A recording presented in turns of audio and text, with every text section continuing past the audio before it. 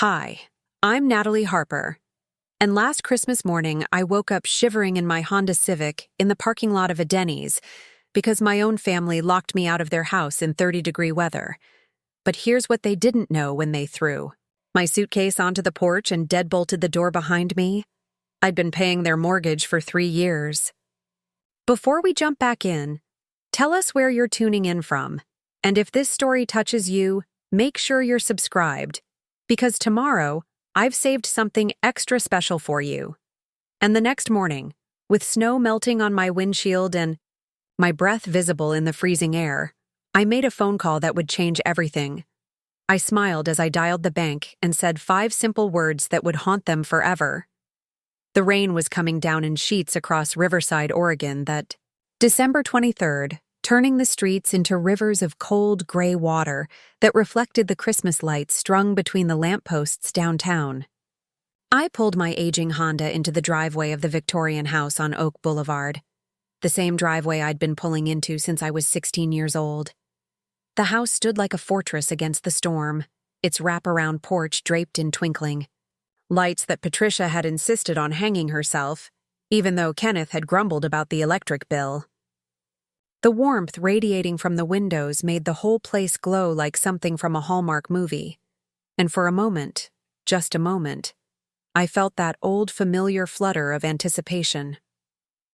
Christmas at the Harper house had always been an event. Patricia would start planning in October, ordering specialty foods from catalogs and wrapping presents in paper so expensive it seemed criminal to tear it. Kenneth would grumble about the expense, but secretly loved being the host who impressed everyone with his generosity and success. I grabbed my overnight bag from the passenger seat, along with the carefully wrapped presents I'd spent weeks selecting. A vintage leather briefcase for Kenneth that I'd found at an estate sale in Portland. A silk scarf from Italy for Patricia in the exact shade of blue that brought out her eyes. For Brandon, a first-edition copy of his favorite novel that had cost me 2 weeks of grocery money. And for Chloe, his girlfriend of 8 months, a delicate silver bracelet that I hoped would help bridge whatever gap still existed between us. The front door opened before I could knock, and there was Brandon, all 6 feet 2 inches of him filling the doorframe like he'd been born to command attention. His sandy hair was perfectly styled despite the late hour, and he wore a cashmere sweater that probably cost more than I made in a week at the veterinary clinic where I worked as a technician. He'd always been the golden child, the one who could do no wrong, the Harvard graduate who'd landed a 6-figure job at a tech startup before he turned 25. "Nat," he said, pulling me into one of those hugs that felt more like a performance than genuine affection. "You made it through the storm. Mom was worried you'd get stuck on the highway." His voice carried that particular tone he'd developed over the years, the one that suggested he was always slightly surprised I'd managed to accomplish even the most basic tasks. Inside, the house smelled like cinnamon and pine, exactly the way Christmas was supposed to smell. Patricia had outdone herself again.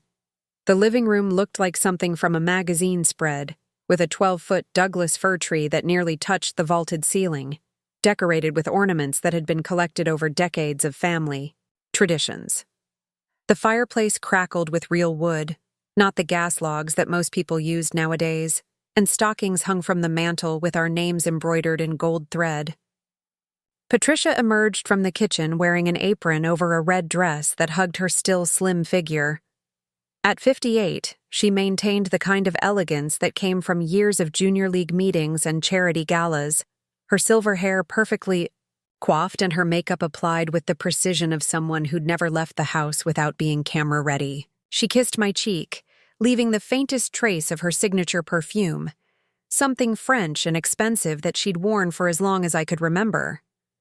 "Natalie, darling, you look tired," she said, holding me at arm's length to examine my face like she was inspecting a piece of fruit for bruises. "Are you eating enough? You're getting too thin."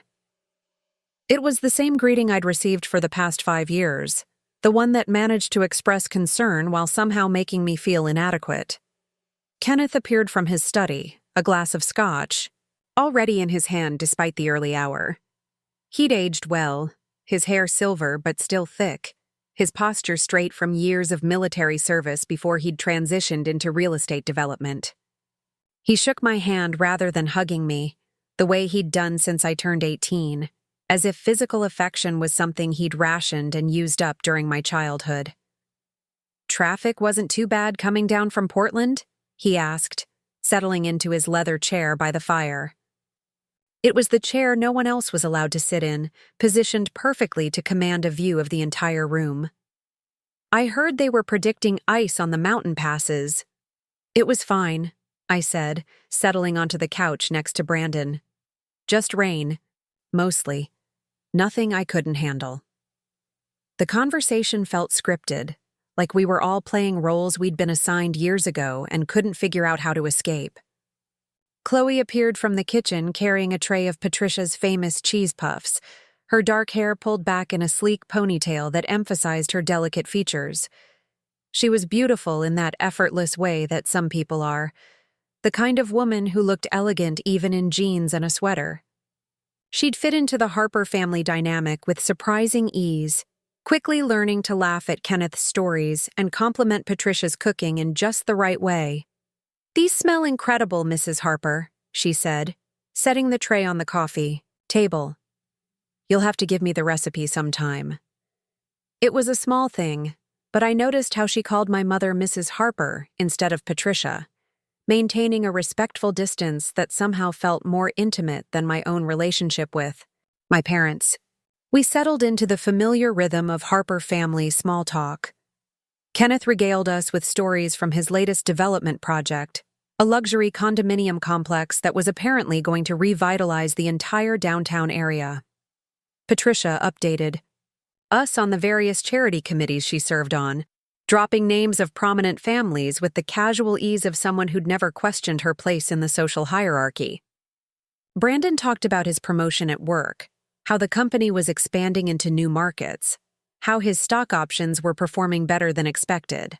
I contributed when asked, sharing updates about my job at the clinic, the continuing education, classes I was taking to become a licensed veterinary technician, the small apartment I rented above a bakery that filled my mornings with the scent of fresh bread. But my stories felt thin compared to theirs, like appetizers served before the main course. I'd learned over the years to keep my victories small and my struggles smaller, to take up just enough space in the conversation to avoid seeming sullen without risking overshadowing anyone else. As the evening wore on, I began to notice the small things that had become invisible to me over the years. The way conversations stopped when I entered a room, then resumed a beat too late.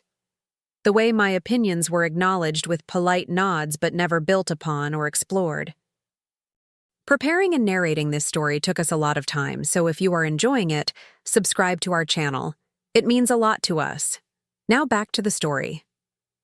The way family memories were shared as if I'd been an observer rather than a participant, someone who'd been present but not really part of the story. When Patricia brought out the photo albums after dinner, flipping through pages of family vacations and milestone celebrations, I realized with a cold clarity that I appeared in less than half the pictures. Not because I hadn't been there, but because someone had always been behind the camera. Someone had always volunteered to take the shot, to capture the moment, to preserve the memory of everyone else's joy while remaining forever outside the frame. "Oh, look at this one," Patricia said, pointing to a photo from Brandon's college graduation. "Don't we look proud?" It was a beautiful shot of the three of them, arms linked, beaming at the camera. I remembered taking that picture, remembered the weight of the camera in my hands, remembered how my own graduation 2 years later had been celebrated with dinner at Applebee's because Patricia had come down with a headache. The Christmas Eve. Tradition at the Harper house was to open one present each, usually pajamas or something practical for the next morning. Patricia handed out the carefully wrapped packages with ceremony, each one tied with ribbon that matched the paper.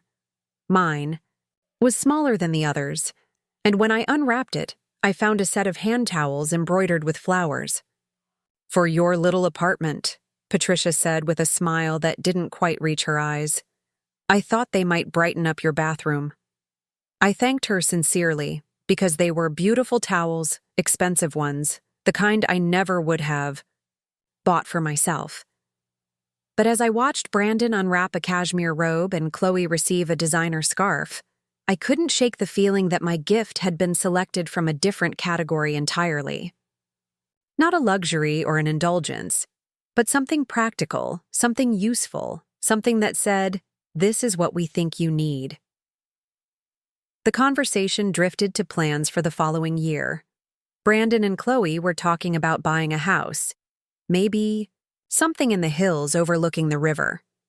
Kenneth was considering retirement, though he said it more like he was considering the weather, something that might happen but probably wouldn't.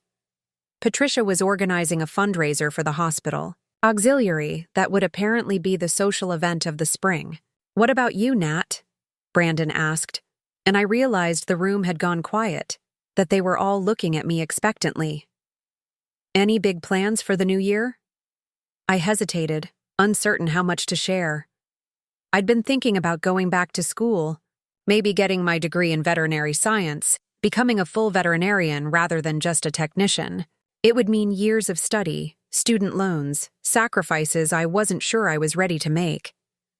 But it would also mean a career I could be proud of, work that mattered, a future that felt like more than just marking time. "I'm thinking about applying to vet school," I said finally. "There's a program at Oregon State that has a really good reputation. It would take 4 years, but the job prospects are excellent, and I think I'd be good at it." The silence that followed was just a beat too, long, filled with the kind of careful consideration that preceded gentle discouragement. Patricia smiled the way mothers smile when their children announce they want to be astronauts or movie stars, indulgent but not encouraging. "That's wonderful, honey," she said, "though it sounds expensive and competitive. Are you sure you're ready for that kind of commitment? You've always been more of a hands-on person than an academic one." Kenneth nodded thoughtfully. "Vet school is tough, Natalie, tougher than you might think, and the debt load can be crushing. Maybe you should think about other options, something more practical." Brandon leaned forward, his expression earnest, in the way that meant he was about to offer advice I hadn't asked for. "Have you thought about maybe finding a practice that would sponsor you for additional training? Some of the larger clinics offer advancement opportunities without requiring a full degree. Might be a smarter financial move." I felt the familiar weight settling on my chest, the same feeling I'd had 1,000 times before when my dreams were met with concern rather than encouragement. They weren't being cruel, I told myself. They were being realistic, practical, looking out for my best interests. But as I nodded and agreed that maybe I should research other options, I couldn't shake the feeling that if Brandon had announced he was going to vet school, they would have started planning his graduation party. The evening wound down with hot chocolate and Christmas cookies, the conversation drifting to safer topics like the weather and local news. I helped Patricia clean up in the kitchen while the men watched a basketball game, and Chloe curled up with a book by the fire. It was domestic and peaceful, the kind of scene that would have looked perfect in a photograph. "You know," Patricia said as she loaded the dishwasher, "we're so proud of how independent you've become. Living on your own, supporting yourself, making your own way in the world. Not every parent can say their daughter is completely self-sufficient." I rinsed plates and handed them to her, uncertain whether I was being complimented or dismissed. Self-sufficient sounded positive, but in the context of our family, it often felt like code for not our responsibility anymore. Brandon still received regular checks from Kenneth for investment opportunities, and his apartment was furnished with items that had mysteriously appeared from the family storage unit. But I paid my own rent, bought my own groceries, replaced my own car when it died. And somehow this independence was both praised and used as justification for why I needed less support than everyone else. "I was thinking," she continued, "maybe next Christmas you could host. It might be nice for us to see your place, and it would give you a chance to show off your cooking skills. Nothing fancy, just family." The suggestion hit me like cold water. My apartment was tiny, a one-bedroom space above Morelli's bakery that smelled perpetually of yeast and sugar. The kitchen barely had room for one person, and the living area could seat 4 people only if 2 of them didn't mind sitting on the floor. The idea of hosting Christmas dinner for the Harper family in that space was absurd, and we both knew it. "That's a thoughtful idea," I said carefully, "though I'm not sure my place is really set up for entertaining." "Oh, I'm sure you could make it work," she said airily. "You're so creative with small spaces. And it would be good practice for when you have your own family someday." I nodded and continued rinsing dishes, but something cold and hard was forming in my stomach. The suggestion wasn't really about next Christmas or my cooking skills or getting practice for someday. It was about boundaries, about gradually shifting responsibility, about the subtle art of making someone feel included while simultaneously making them aware of their place in the hierarchy. By the time we finished cleaning up, the basketball game was over and Kenneth was dozing in his chair. Brandon and Chloe had disappeared upstairs to the guest room, and Patricia was turning off lights and checking locks in preparation for bed. The house settled into the quiet that comes with a family home at night, the creaking of old wood and the whisper of heat through the vents. "Your room is all ready," Patricia said, kissing my cheek goodnight. "Fresh sheets and extra blankets in case you get cold. Sleep well, sweetheart." I climbed the stairs to my childhood bedroom, which had been redecorated as a guest room sometime after I'd moved out. The twin bed with its white iron frame was still there, but the walls had been repainted a neutral beige, and my old posters and photos had been replaced with generic landscape prints. It was clean and comfortable and completely impersonal, like a hotel room designed to accommodate any guest rather than welcome a specific person home. I unpacked my overnight bag, hanging my clothes in the closet that now held Patricia's out-of-season wardrobe and Kenneth's old military uniforms in protective plastic bags. The dresser where I'd once kept my journals and treasures now held linens and Patricia's craft supplies. It wasn't that they'd erased me deliberately, I told myself. They'd simply reclaimed the space for more practical purposes now that I was grown and gone. But as I settled into the narrow bed and pulled the covers up to my chin, I couldn't shake the feeling that I was sleeping in a museum exhibit of my own childhood, a carefully preserved but ultimately hollow recreation of something that had once been real. The house around me was warm and safe and beautifully appointed, but I felt like I was occupying it rather than belonging to it, a guest who'd been invited to stay, but not necessarily to remain. Outside, the rain continued its steady percussion against the windows, and somewhere in the distance, church bells chimed midnight, marking the official beginning of Christmas Day. I closed my eyes and tried to summon the excitement I'd felt. As a child on Christmas Eve, the electric anticipation of morning surprises and family joy. But all I could feel was a quiet sadness, a sense that I was watching my life from the outside, observing a story in which I appeared but had never been the protagonist. I should have been grateful, I told myself. I had a family who loved me, a roof over my head for the holidays, presents waiting under the tree with my name on them.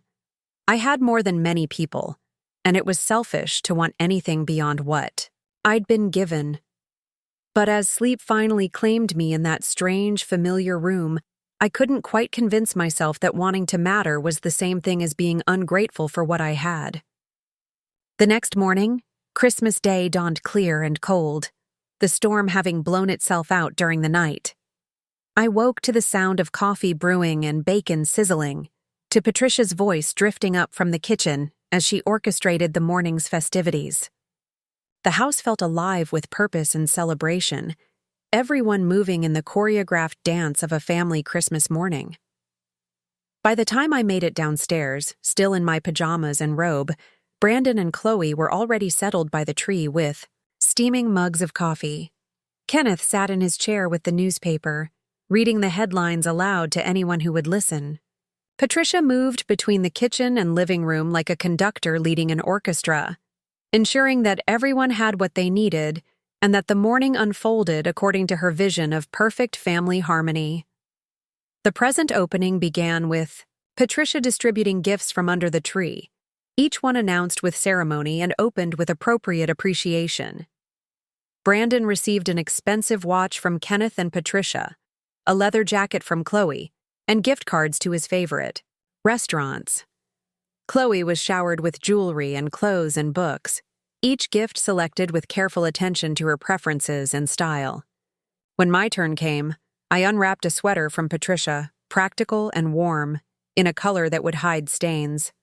From Kenneth, a gift card to a sporting goods store, because he'd apparently noticed that my hiking boots were wearing out.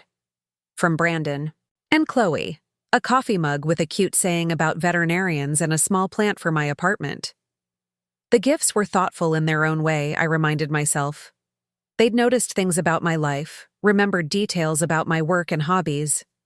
But as I watched Chloe unwrap a pair of diamond earrings and Brandon examine his new smartwatch, I couldn't help but notice the difference in value, the subtle hierarchy expressed through the relative expense and thoughtfulness of what we'd been given. "These are perfect," I said, holding up the hiking boots I'd received from Kenneth. "Mine are completely shot. Thank you so much."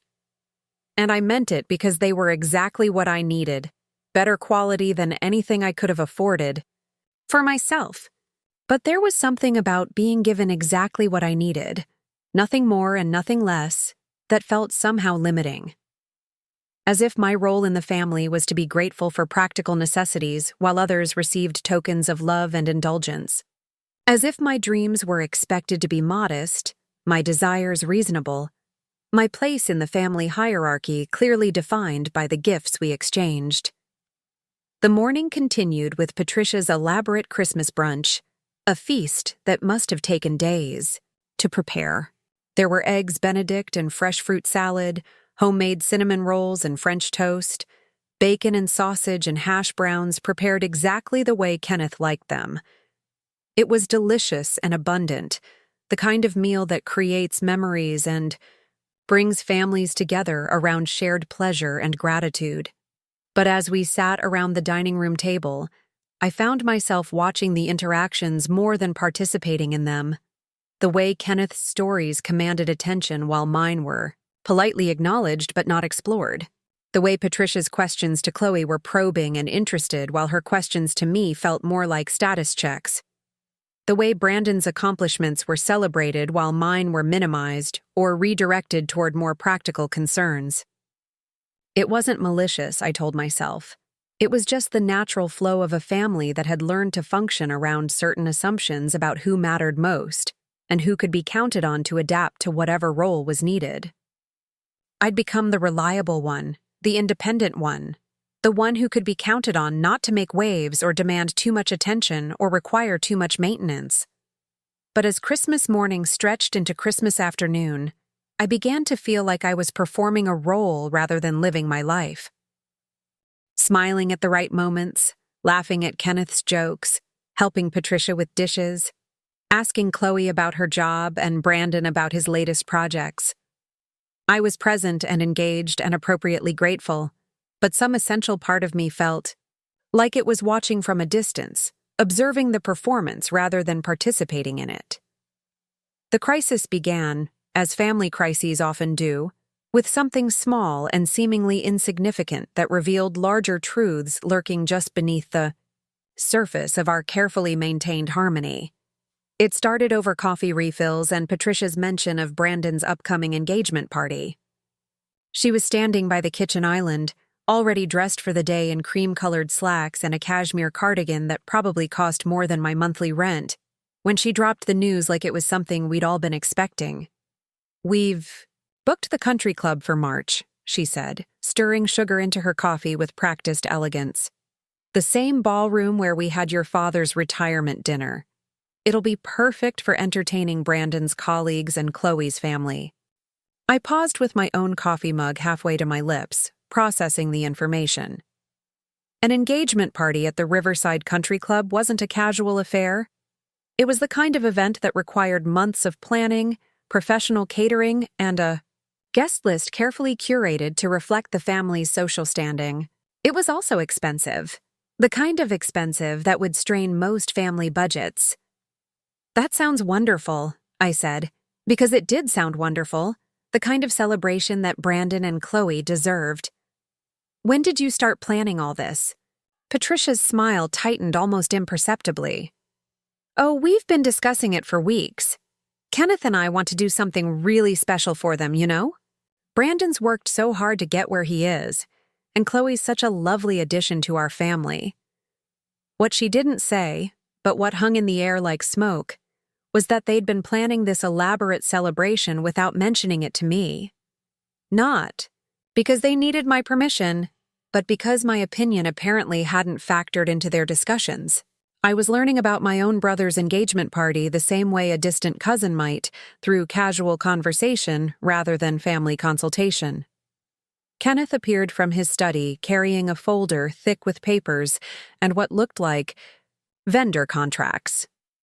"The catering estimate came in higher than we expected," he said, settling into his chair with the authority of someone accustomed to making financial decisions for the entire family.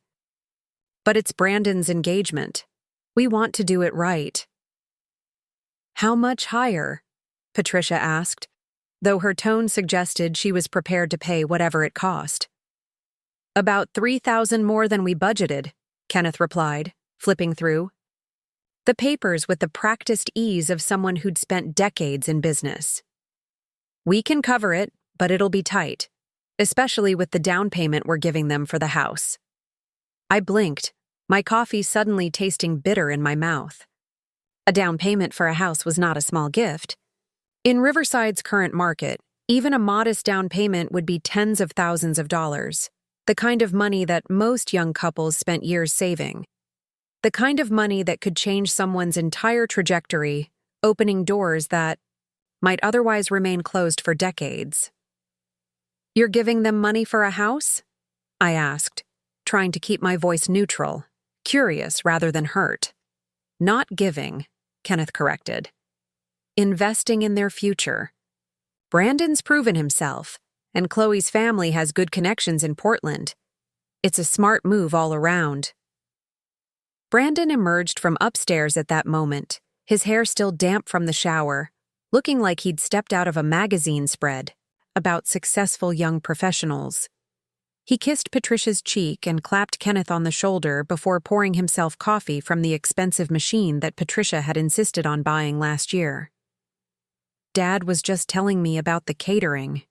"Costs," he said, leaning against the counter with the casual confidence of someone who'd never doubted his place in the world. "I told him we could scale back if needed, but he won't hear of it." "It's your engagement party," Kenneth said firmly. "We're not cutting corners."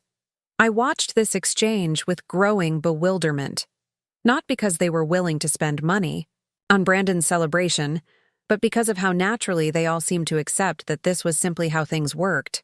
Brandon's milestones were marked with elaborate parties and significant financial investments. His future was secured through family resources and connections. His success was treated as a family project worthy of whatever sacrifice was required. And I was learning about all of it over Christmas morning coffee, like a neighbor who'd stopped by for a social visit. "What about you, Nat?"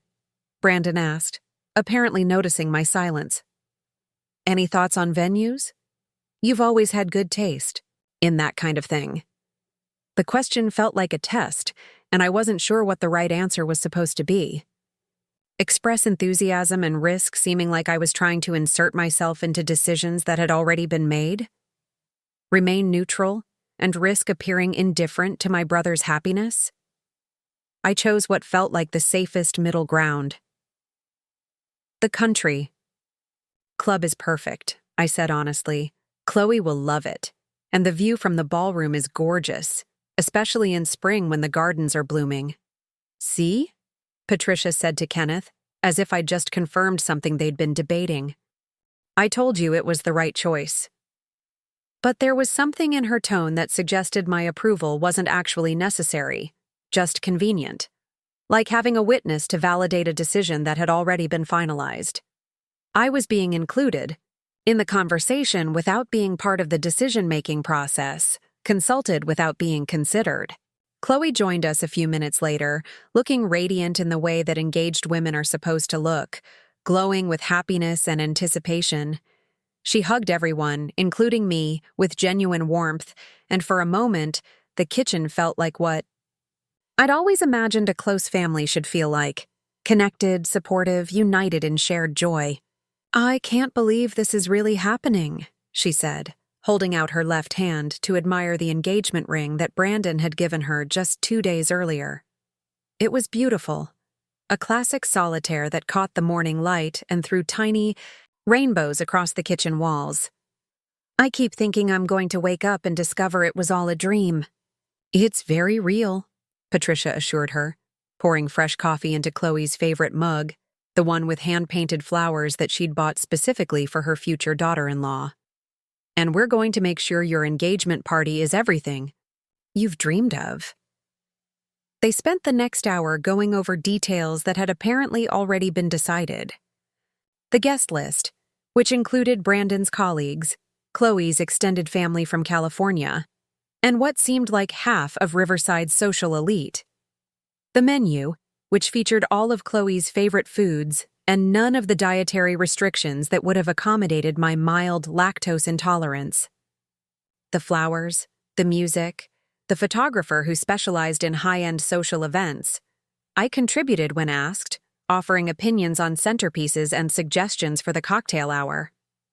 But as the conversation continued, I began to realize that my role was not to help plan the party, but to witness the planning, to serve as an audience for the elaborate celebration that was being constructed around Brandon and Chloe's happiness.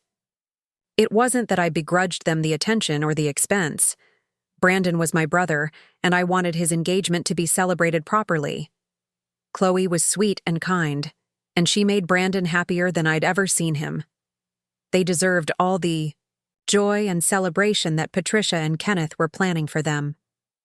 What bothered me was the growing awareness that this level of family investment had never been offered to me. When I'd graduated from college, we'd gone to dinner at a chain restaurant. When I'd gotten my job at the veterinary clinic, Kenneth had nodded approvingly and said something about steady work being important. When I'd moved into my first apartment, Patricia had given me a set of dish towels and wished me luck. None of these milestones had been treated as family celebrations worthy of significant time, money, or attention. They'd been acknowledged, certainly, but not celebrated, not invested in, not treated as occasions that reflected on the family's success or social standing. "Oh, Natalie," Patricia said suddenly, as if she'd just remembered something important. "I meant to ask you, would you mind helping with the setup the day of the party? We'll need extra hands, and you're so good at that kind of thing." The request landed like a small slap, polite and reasonable on the surface but stinging in its implications.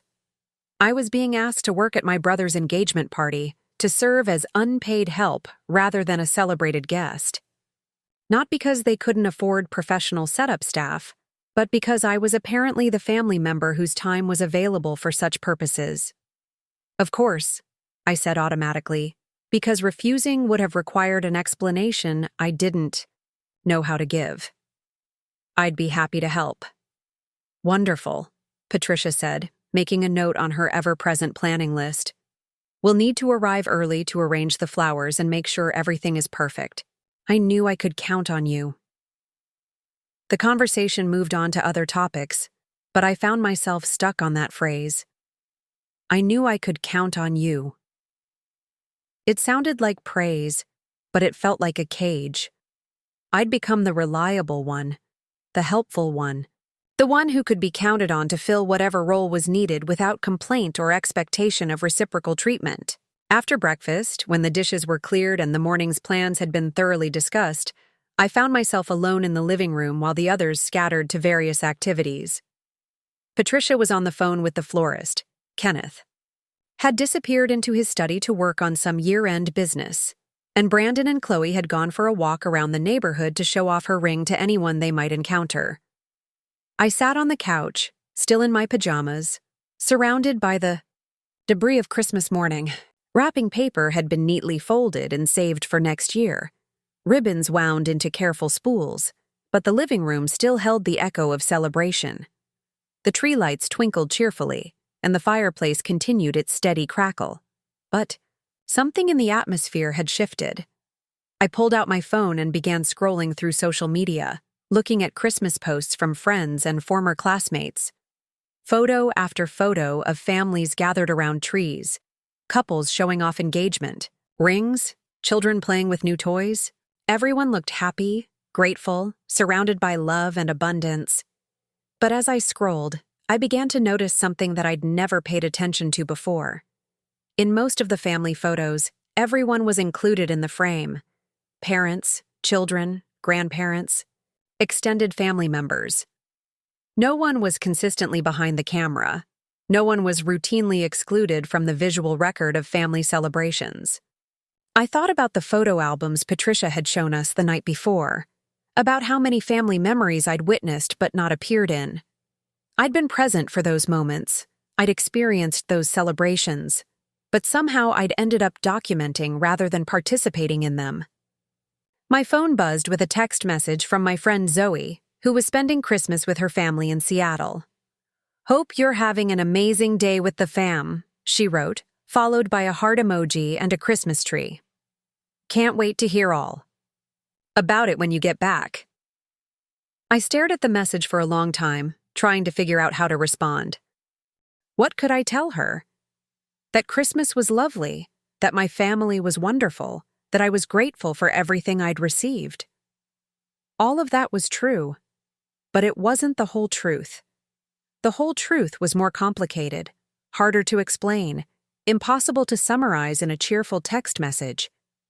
Instead, I wrote back, "Merry Christmas. Family time is always interesting. Miss you too." It was honest without being negative, positive without being misleading. But as I hit send, I felt like I was perpetrating a small fraud, maintaining the fiction that everything was fine when I couldn't shake the feeling that something fundamental was wrong.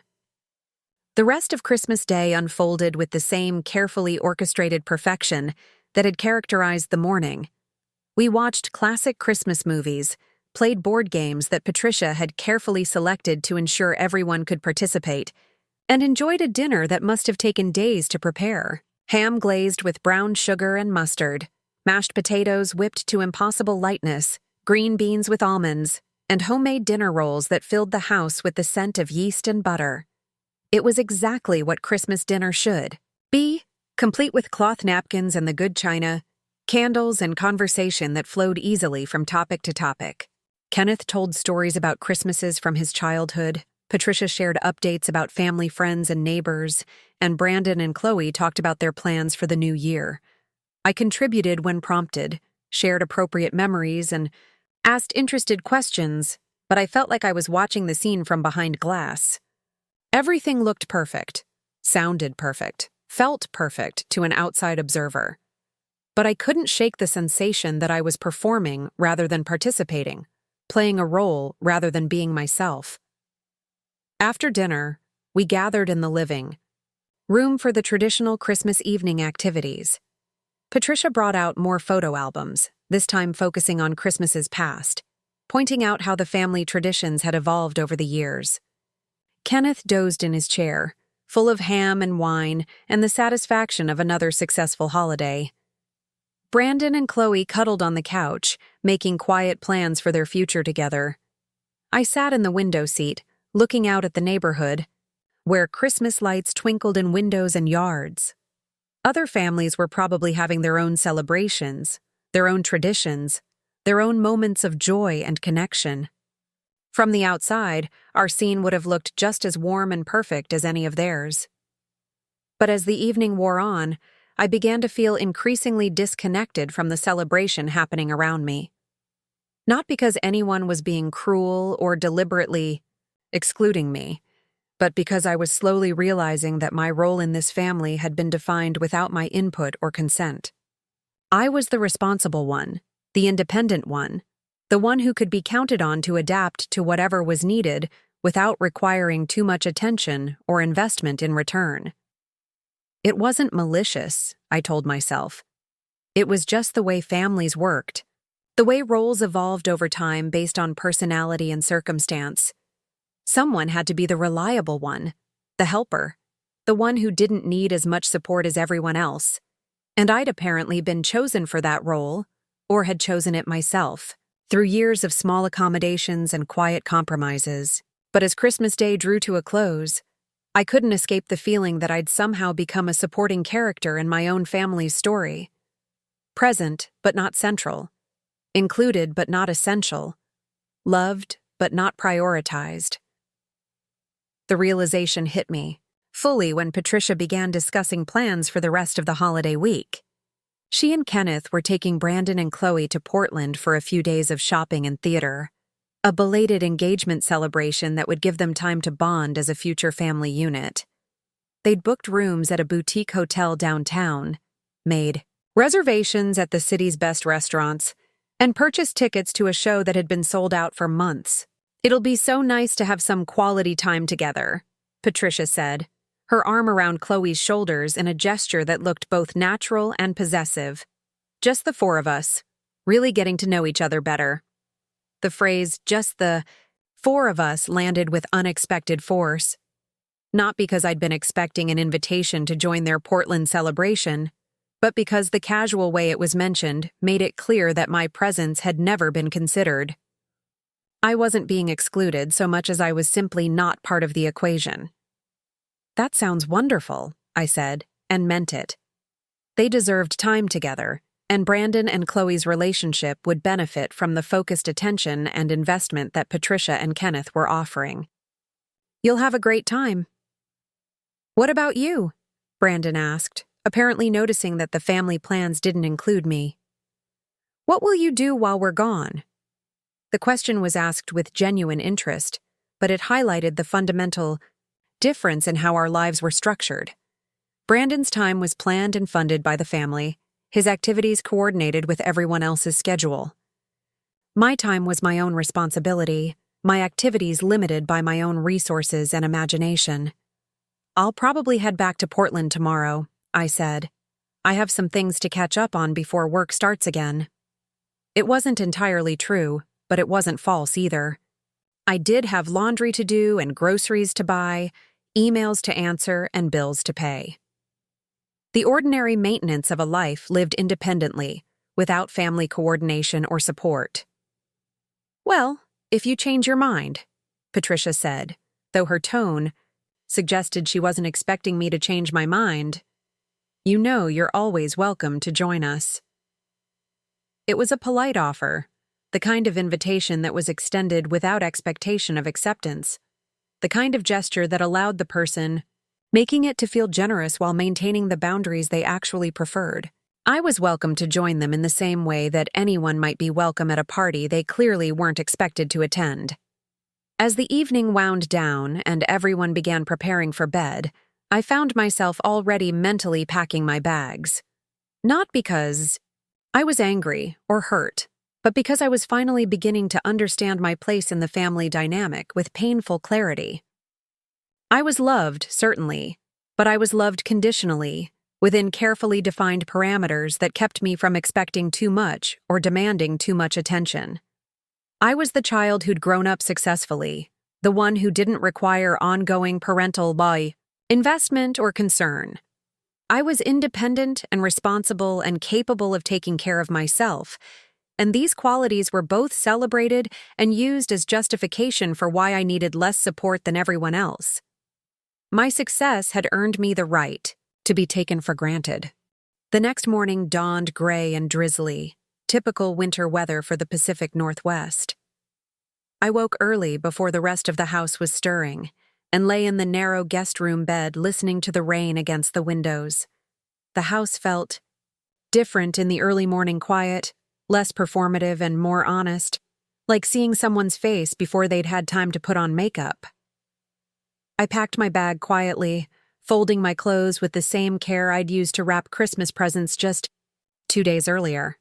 The towels Patricia had given me went into a separate bag, along with the coffee mug and plant from Brandon and Chloe.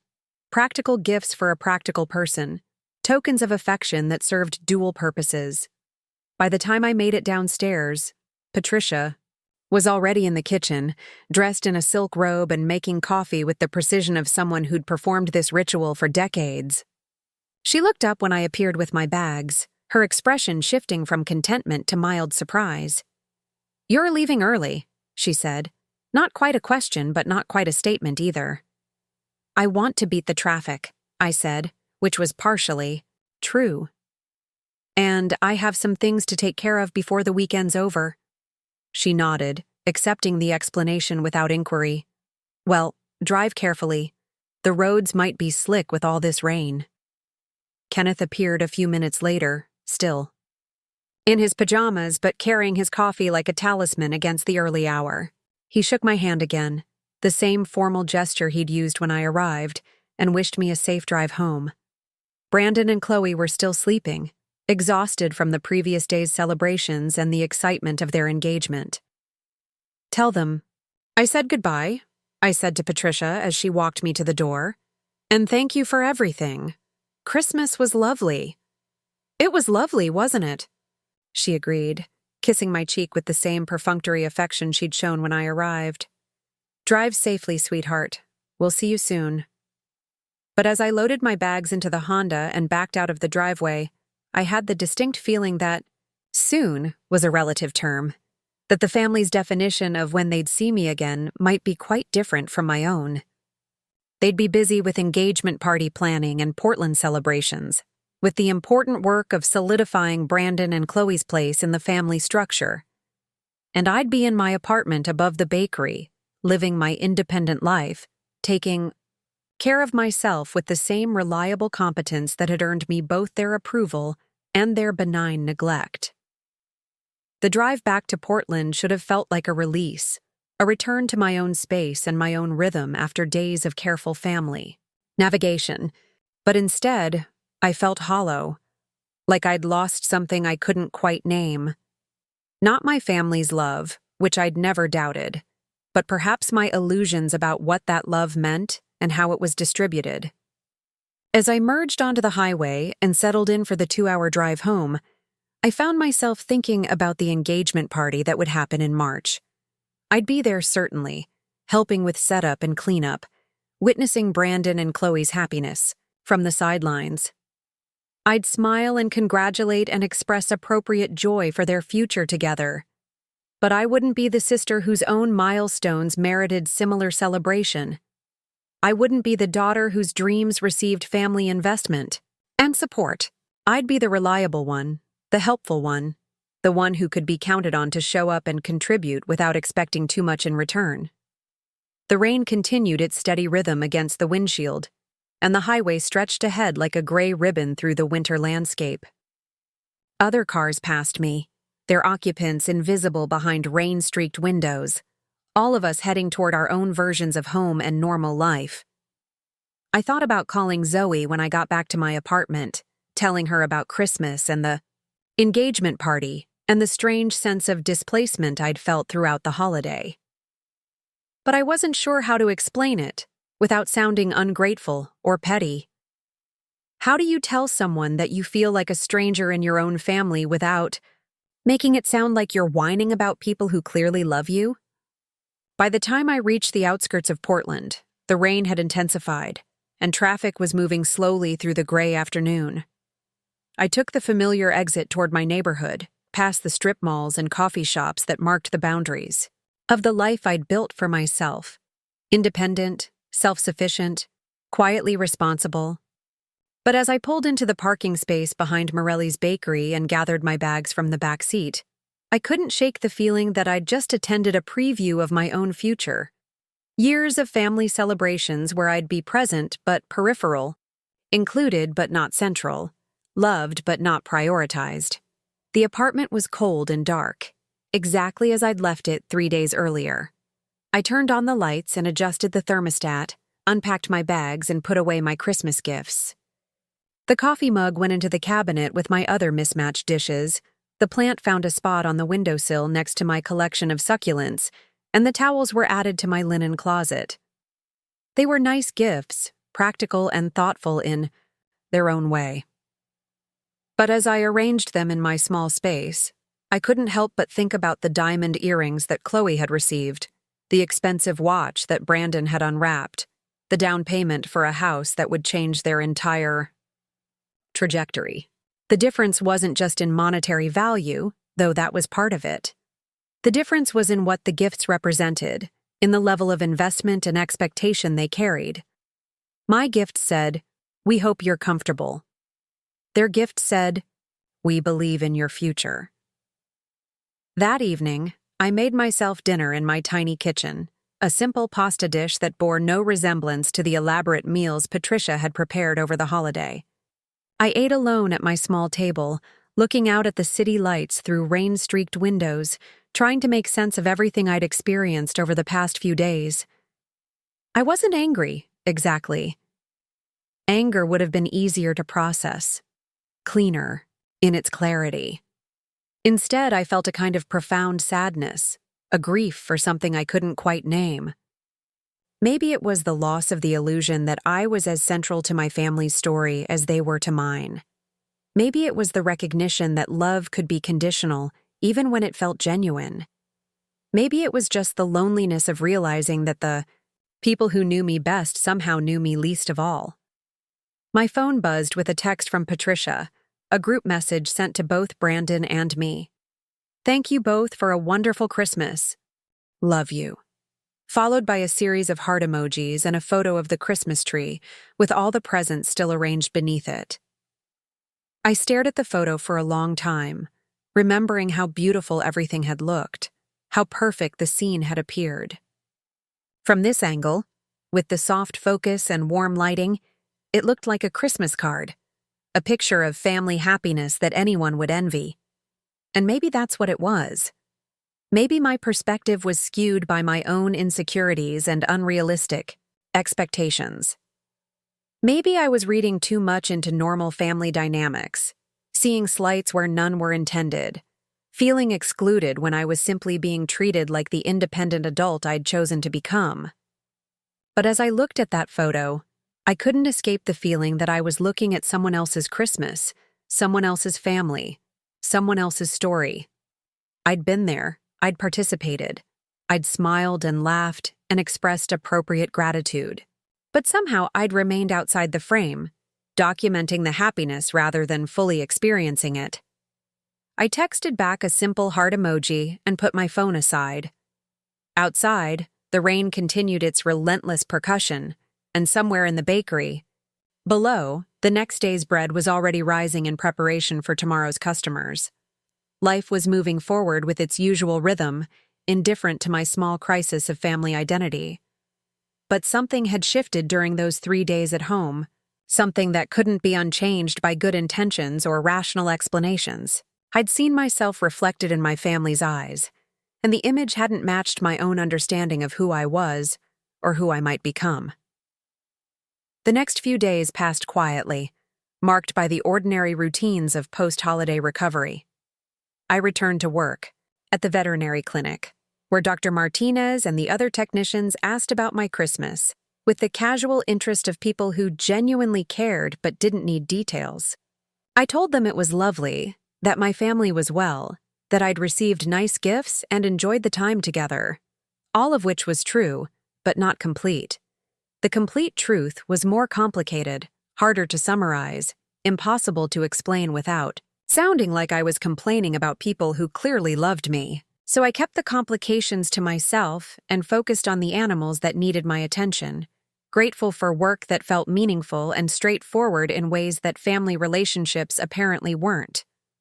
It was on New Year's Eve, as I sat in my apartment watching other people's celebrations on television, that everything finally crystallized. I'd declined several invitations to parties, not because I was antisocial, but because I was still processing everything that had happened over Christmas. I needed time to think, to understand what I'd learned about my place in the world and what I wanted to do about it. My phone rang just after midnight, as fireworks exploded over the city and people celebrated the beginning of another year. It was Patricia, calling with New Year's wishes and updates about their Portland trip. They'd had a wonderful time, she said, The hotel was beautiful, the restaurants were amazing, and Brandon and Chloe had found the perfect wedding venue during their stay. "We're so excited about everything," she said, her voice warm with champagne and happiness. "This year is going to be wonderful for all of us." "I'm so happy for them," I said, and meant it. Brandon and Chloe deserved all the joy and celebration they were receiving. "It sounds like you had a perfect trip." "We did," Patricia agreed. "Oh, and I wanted to ask you something. Would you be willing to help with some of the wedding planning? We're going to need all hands on deck, and you're so organized and creative." The request landed exactly as I'd expected it would. Not an invitation to be part of the celebration, but an assignment to help create it. Not a recognition of my importance to the family, but an acknowledgement of my usefulness to the family's projects. "Of course," I heard myself saying, because refusing would have required explanations I wasn't ready to give. "I'd be happy to help however I can." "Wonderful," Patricia said. "I knew I could count on you." There it was again. That phrase that sounded like praise but felt like a cage. I could be counted on to help, to contribute, to show up when needed without expecting too much attention or investment in return. I was reliable in the way that kitchen appliances were reliable, valued, for my function rather than my presence. After we hung up, I sat in my quiet apartment listening to the sounds of a city celebrating the new year. Fireworks and car horns, distant music and laughter, the noise of people marking transitions and new beginnings. But inside my small space, everything felt exactly the same as it had the day before, the week before, the month before. That's when I realized what had been bothering me so much about Christmas, about the engagement party planning, about my entire relationship with my family. It wasn't that they didn't love me. It was that they loved me within very specific parameters, in ways that required nothing from them and everything from me. They loved my reliability, my independence, my willingness to adapt to whatever role was needed. They loved that I didn't require the same level of financial support or emotional attention that Brandon seemed to need. They loved that I could be counted on to show up, help out, and express appropriate gratitude without demanding reciprocal treatment. But they didn't seem to love me enough to invest in my dreams, to celebrate my successes, to include me in the important decisions that shaped our family's future. They loved me like a helpful neighbor rather than a central family member, with appreciation rather than investment, with fondness rather than priority. As the clock struck 12:30 and the city's celebration began to wind down, I made a decision. That would change everything. I wasn't going to continue playing the role I'd been assigned, the reliable daughter who could be counted on to accept whatever scraps of attention were left over after everyone else's needs had been met. I was going to apply to veterinary school, regardless of their concerns about debt and competition and practicality. I was going to pursue the dream I'd been encouraged to abandon, the career that would give me pride and purpose and financial independence that didn't require anyone's approval or support. And I was going to stop making myself available for every family project and celebration that required my labor, but not my presence. I was going to start treating myself like someone worth investing in, even if my family had never learned how to do the same. It wasn't about revenge or anger or cutting ties with people I loved. It was about recognizing that love without respect is incomplete, that being valued for your usefulness is not the same as being valued for yourself, and that sometimes the people who claim to love you the most are the ones who are least willing to see you as fully human. The new year stretched ahead like an empty page, full of possibilities that had nothing to do with family expectations or assigned roles or the comfortable prison of being perpetually reliable. For the first time in years, I felt like the protagonist of my own story rather than a supporting character in someone else's. It was terrifying and exhilarating and absolutely necessary. But I had no idea how much courage it would take to maintain. That resolve when the family I'd always tried so hard to please decided they didn't appreciate my new sense of independence. The veterinary school application deadline was February 15th, and I spent the first weeks of January working on my personal statement with the kind of focused determination I'd never applied to anything before. Every evening after work, I sat at my small kitchen table with my laptop, trying to articulate why I wanted to become a veterinarian without sounding desperate or overly emotional. I wrote about the satisfaction I found in helping animals heal, about the trust that pets placed in their caregivers, about the way veterinary medicine combined science with compassion in ways that felt meaningful and necessary. I wrote about my experience at the clinic, the continuing education classes I'd taken, the volunteer work I'd done at the animal shelter on weekends. What I didn't write about was the way my family had reacted when I'd mentioned my plans during our weekly phone call. Patricia had made worried sounds about the expense and the time commitment. Kenneth had questioned whether I'd really thought through all the implications. Brandon had suggested maybe I should consider becoming a veterinary technician instead, as if that wasn't essentially what I already was. None of them had said I couldn't do it, but none of them had expressed confidence that I should. Their concern felt suffocating, like a warm blanket that was slowly restricting my ability to breathe. They wanted to protect me from disappointment, they said, but what they were really protecting was their own image of me as someone whose dreams should be modest, practical, appropriately sized for my place in the family hierarchy. The application required 3 letters of recommendation, and I found myself carefully considering who to ask. Dr. Martinez was an obvious choice, along with the head veterinarian at the animal shelter where I volunteered. But the 3rd letter was more complicated. The application suggested a character reference from someone who'd known me for a long time, preferably someone who could speak to my personal qualities and commitment. I considered asking Kenneth, who'd certainly known me long enough and who carried the kind of professional authority that admissions committees would respect. But I couldn't shake the feeling that his letter would be polite rather than enthusiastic, professional rather than passionate. He'd recommend me the way he might recommend a competent employee for a position they were qualified for, but not particularly excited about. Instead, I asked my high school biology teacher, Mrs. Chen, who'd retired the year after I graduated, but who still remembered the student who'd stayed after class, to ask questions about animal physiology and who'd volunteered to help with the dissection labs when other students were squeamish. She'd been the first person to suggest I might have a future in veterinary medicine, and when I called to ask for her help, her enthusiasm was immediate and genuine. "Natalie Harper," she said, her voice warm with recognition. "I wondered what had happened to you. I always thought you'd end up working with animals. You had such a natural affinity for it." "I'm finally ready to take the leap," I told her. "It's taken me longer than I expected to get the courage." "Courage isn't about timing," she said. "It's about persistence. And you always were persistent."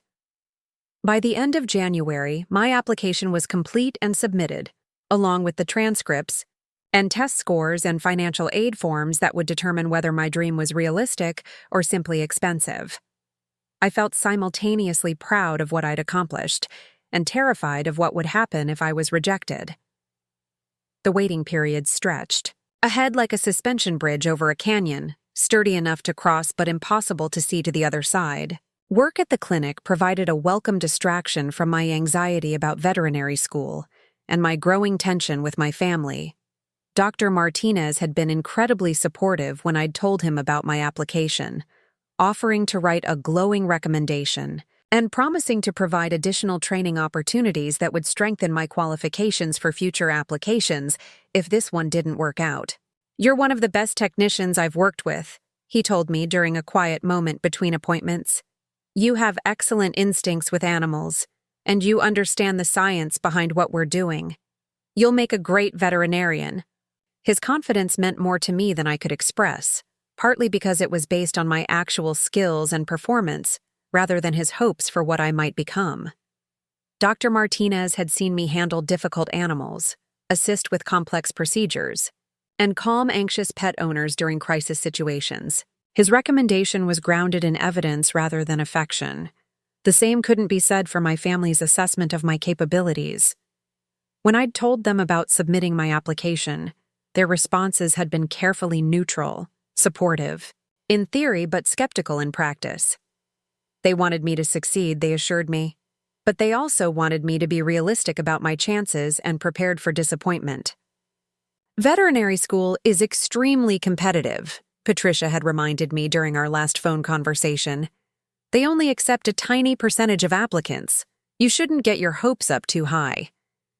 I know the statistics, I'd replied, trying to keep my voice even. But someone has to get accepted. Why not me? The question had been met with the kind of silence that suggested I was being naive, overly optimistic, unrealistic about my own abilities. Not because I wasn't smart enough or dedicated enough, but because ambition itself was somehow inappropriate for someone in my position.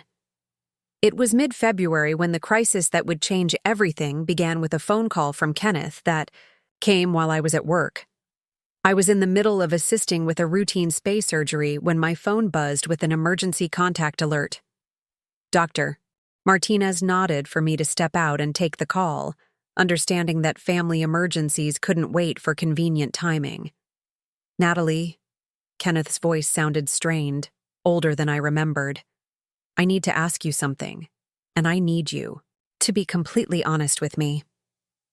My stomach dropped, the way it always did when conversations began with demands for honesty. In my experience, people only asked for complete honesty when they were preparing to hear something they didn't want to know. What's going on? I asked, stepping into the clinic's break room for privacy. We've run into some financial difficulties with the engagement party, he said, the words coming out in a rush like he was ripping off a bandage. The catering costs have gone up again, and the flower budget is higher than we anticipated. We're looking at an overrun of about $8,000. I waited for him to continue, uncertain why he was sharing this information with me. I didn't have $8,000 to contribute to Brandon's engagement party, and Kenneth knew that my veterinary technician salary left little room for major financial contributions to family events. The thing is, he continued, we've already put deposits down for everything. If we cancel now, we'll lose thousands of dollars and have to start over from scratch. The party is only 3 weeks away. That's really stressful, I said, still waiting for the part where this became my problem to solve. We were wondering, Kenneth said, his voice taking on the careful tone he used when he was about to ask for something significant. If you might consider taking out a small loan to help us cover the difference, just until after the party, when we can reorganize our finances and pay you back. The request hit me like cold water.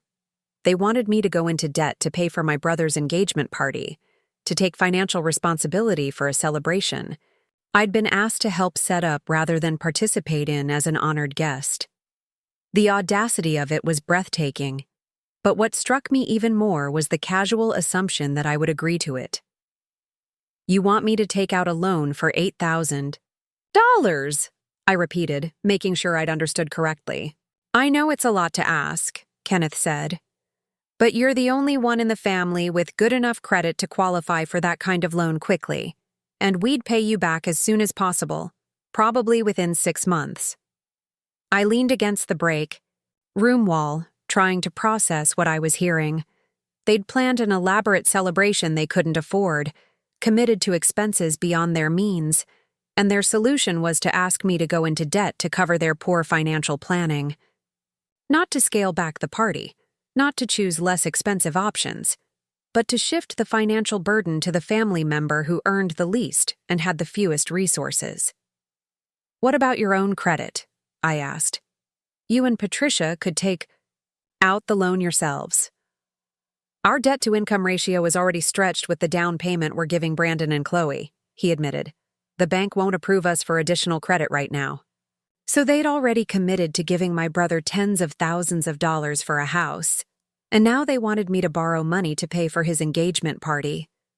The financial hierarchy was becoming crystal clear. Brandon received gifts and investments, while I was expected to provide loans and labor. I need to think about this, I said, buying myself time to formulate a response that wouldn't destroy family relationships, but also wouldn't commit me to financial obligations I couldn't afford. Of course, Kenneth said, though his tone suggested he thought the thinking was just a formality. But we do need to know by tomorrow. The catering company requires final payment by the end of the week. After we hung up, I sat in the break room for several more minutes, staring at my phone and trying to understand how I'd become the family member responsible for funding celebrations I wasn't central to. When had my role shifted from daughter and sister to emergency financial resource? When had my independence become less about self-sufficiency and more about being available to support everyone else's dreams and celebrations? I thought about the veterinary school application I'd submitted, about the loans I'd already taken out to pay for prerequisite courses and application fees. If I borrowed $8,000 for Brandon's engagement party, I'd have no financial cushion for starting school if I was accepted. I'd be beginning the most challenging period of my academic life, already buried in debt that had nothing to do with my own education or future. But I also thought about what would happen if I refused.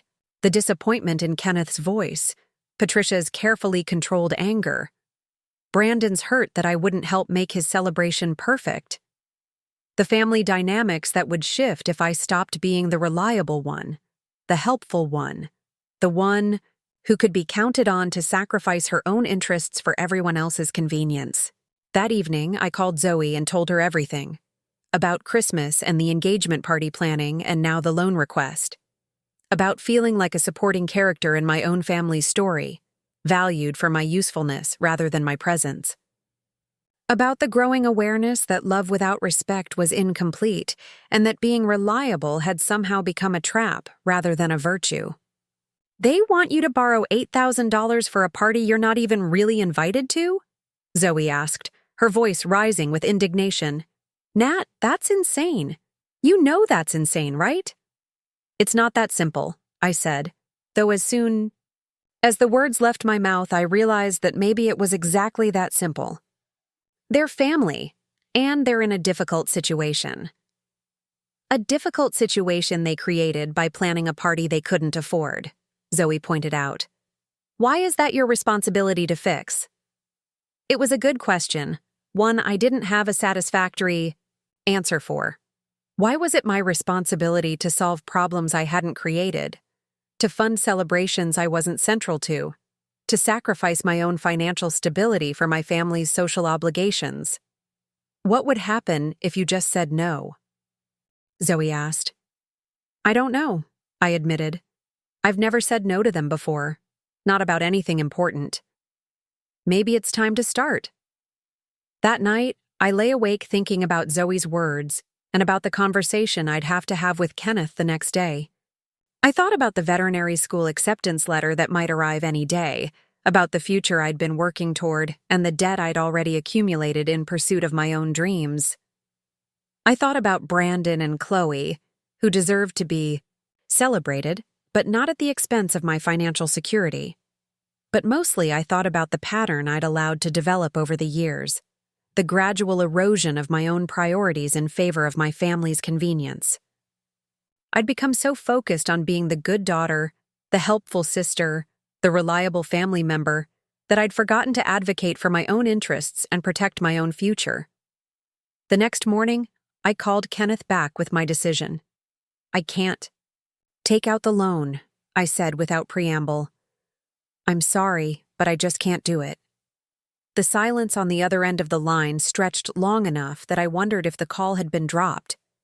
When Kenneth finally spoke, his voice was cold in a way I'd never heard before. Can't or won't? He asked. Both, I said, surprised by my own honesty. I can't afford to take on that kind of debt, and I won't put my own financial stability at risk for a party I'm not even really part of. Not part of? Kenneth's voice rose slightly. It's your brother's engagement party. Of course you're part of it. I'm part of the setup crew, I corrected. I'm part of the cleanup committee. I'm not part of the celebration itself, and I'm certainly not responsible for funding it. Another long silence, Then Kenneth's voice returned, quieter but somehow more menacing. I'm disappointed in you, Natalie. This family has always been there for you, and now when we need your help, you're turning your back on us.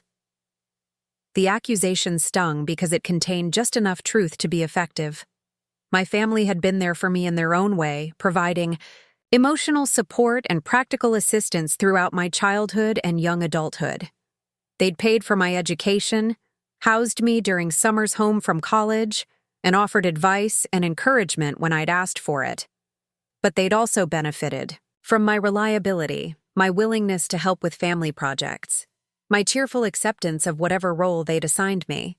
They'd been there for me in ways that cost them little and asked nothing of them, while expecting me to be there for them in ways that required significant sacrifice. I'm not turning my back on the family, I said. I'm protecting my own future. There's a difference. Is there? Kenneth asked. Because from where I'm sitting, it looks like you've decided your own interests are more important than your family's needs. When did Brandon's engagement party become a family need rather than a family want? I asked. When did my brother's celebration become my financial responsibility? Kenneth's answer came swiftly and with the kind of certainty that suggested he'd been thinking about this for a while. When you became the only family member in a position to help. With privilege comes responsibility, Natalie. The conversation ended shortly after that, with promises to talk soon that we both knew were lies. I sat in my quiet apartment, shaking, with adrenaline and something that felt like relief mixed with terror. I'd drawn a line, established a boundary, said no to a family request for the first time in my adult life. But I'd also fundamentally altered my relationship with the people who'd raised me, challenged assumptions about my role and responsibilities that had been decades in the making. There would be consequences, I knew, reactions and recriminations that might reshape our family dynamics in ways I couldn't predict or control. The first consequence came later that day in the form of a group text message that included me almost as an afterthought. Patricia had sent a message to Brandon, Chloe, and Kenneth about scaling back the engagement party plans. They'd found a less expensive catering option, simplified the flower arrangements, and eliminated some of the extras that had pushed the budget beyond their means. The party would still happen, still be beautiful, still celebrate Brandon and Chloe's engagement in an appropriate way. But it would cost $8,000 less than the original plan, proving that the financial crisis had been solvable, without requiring me to go into debt. They'd simply chosen to ask me to sacrifice before considering their own compromises. The realization hit me like a physical blow. They'd been willing to let me borrow money I couldn't afford rather than scale back their plans even slightly. My financial stability had been less important to them than avoiding minor inconveniences to their social obligations. I was still processing this revelation when my phone rang with a call from Brandon. His voice was carefully controlled when I answered, but I could hear the anger underneath his professional tone. I heard about the loan situation, he said without preamble. I want you to know that I never asked for any of this. If I'd known they were going to ask you for money, I would have told them not to. I know, I said, and I did know. Brandon wasn't the villain in this story, just another player whose role had been assigned without his full understanding of the script. But I also want you to know that your refusal has put everyone in a really difficult position, he continued. Mom and Dad have had to completely reorganize their finances and scale back plans they'd already committed to. It's been really stressful for them. They've found solutions that don't require me to go into debt, I pointed out. That suggests the original crisis wasn't as insurmountable as they made it seem. That's not the point, Brandon said, his voice rising slightly. The point is that family members are supposed to help each other. They've helped you plenty over the years. When? I asked, the question slipping out before I could stop it. When have they helped me in ways that required sacrifice on their part? The silence that followed was longer than I'd expected, and when Brandon finally answered, his voice was defensive. They've helped you in lots of ways. They paid for your education, supported you when you moved out, been there when you needed them.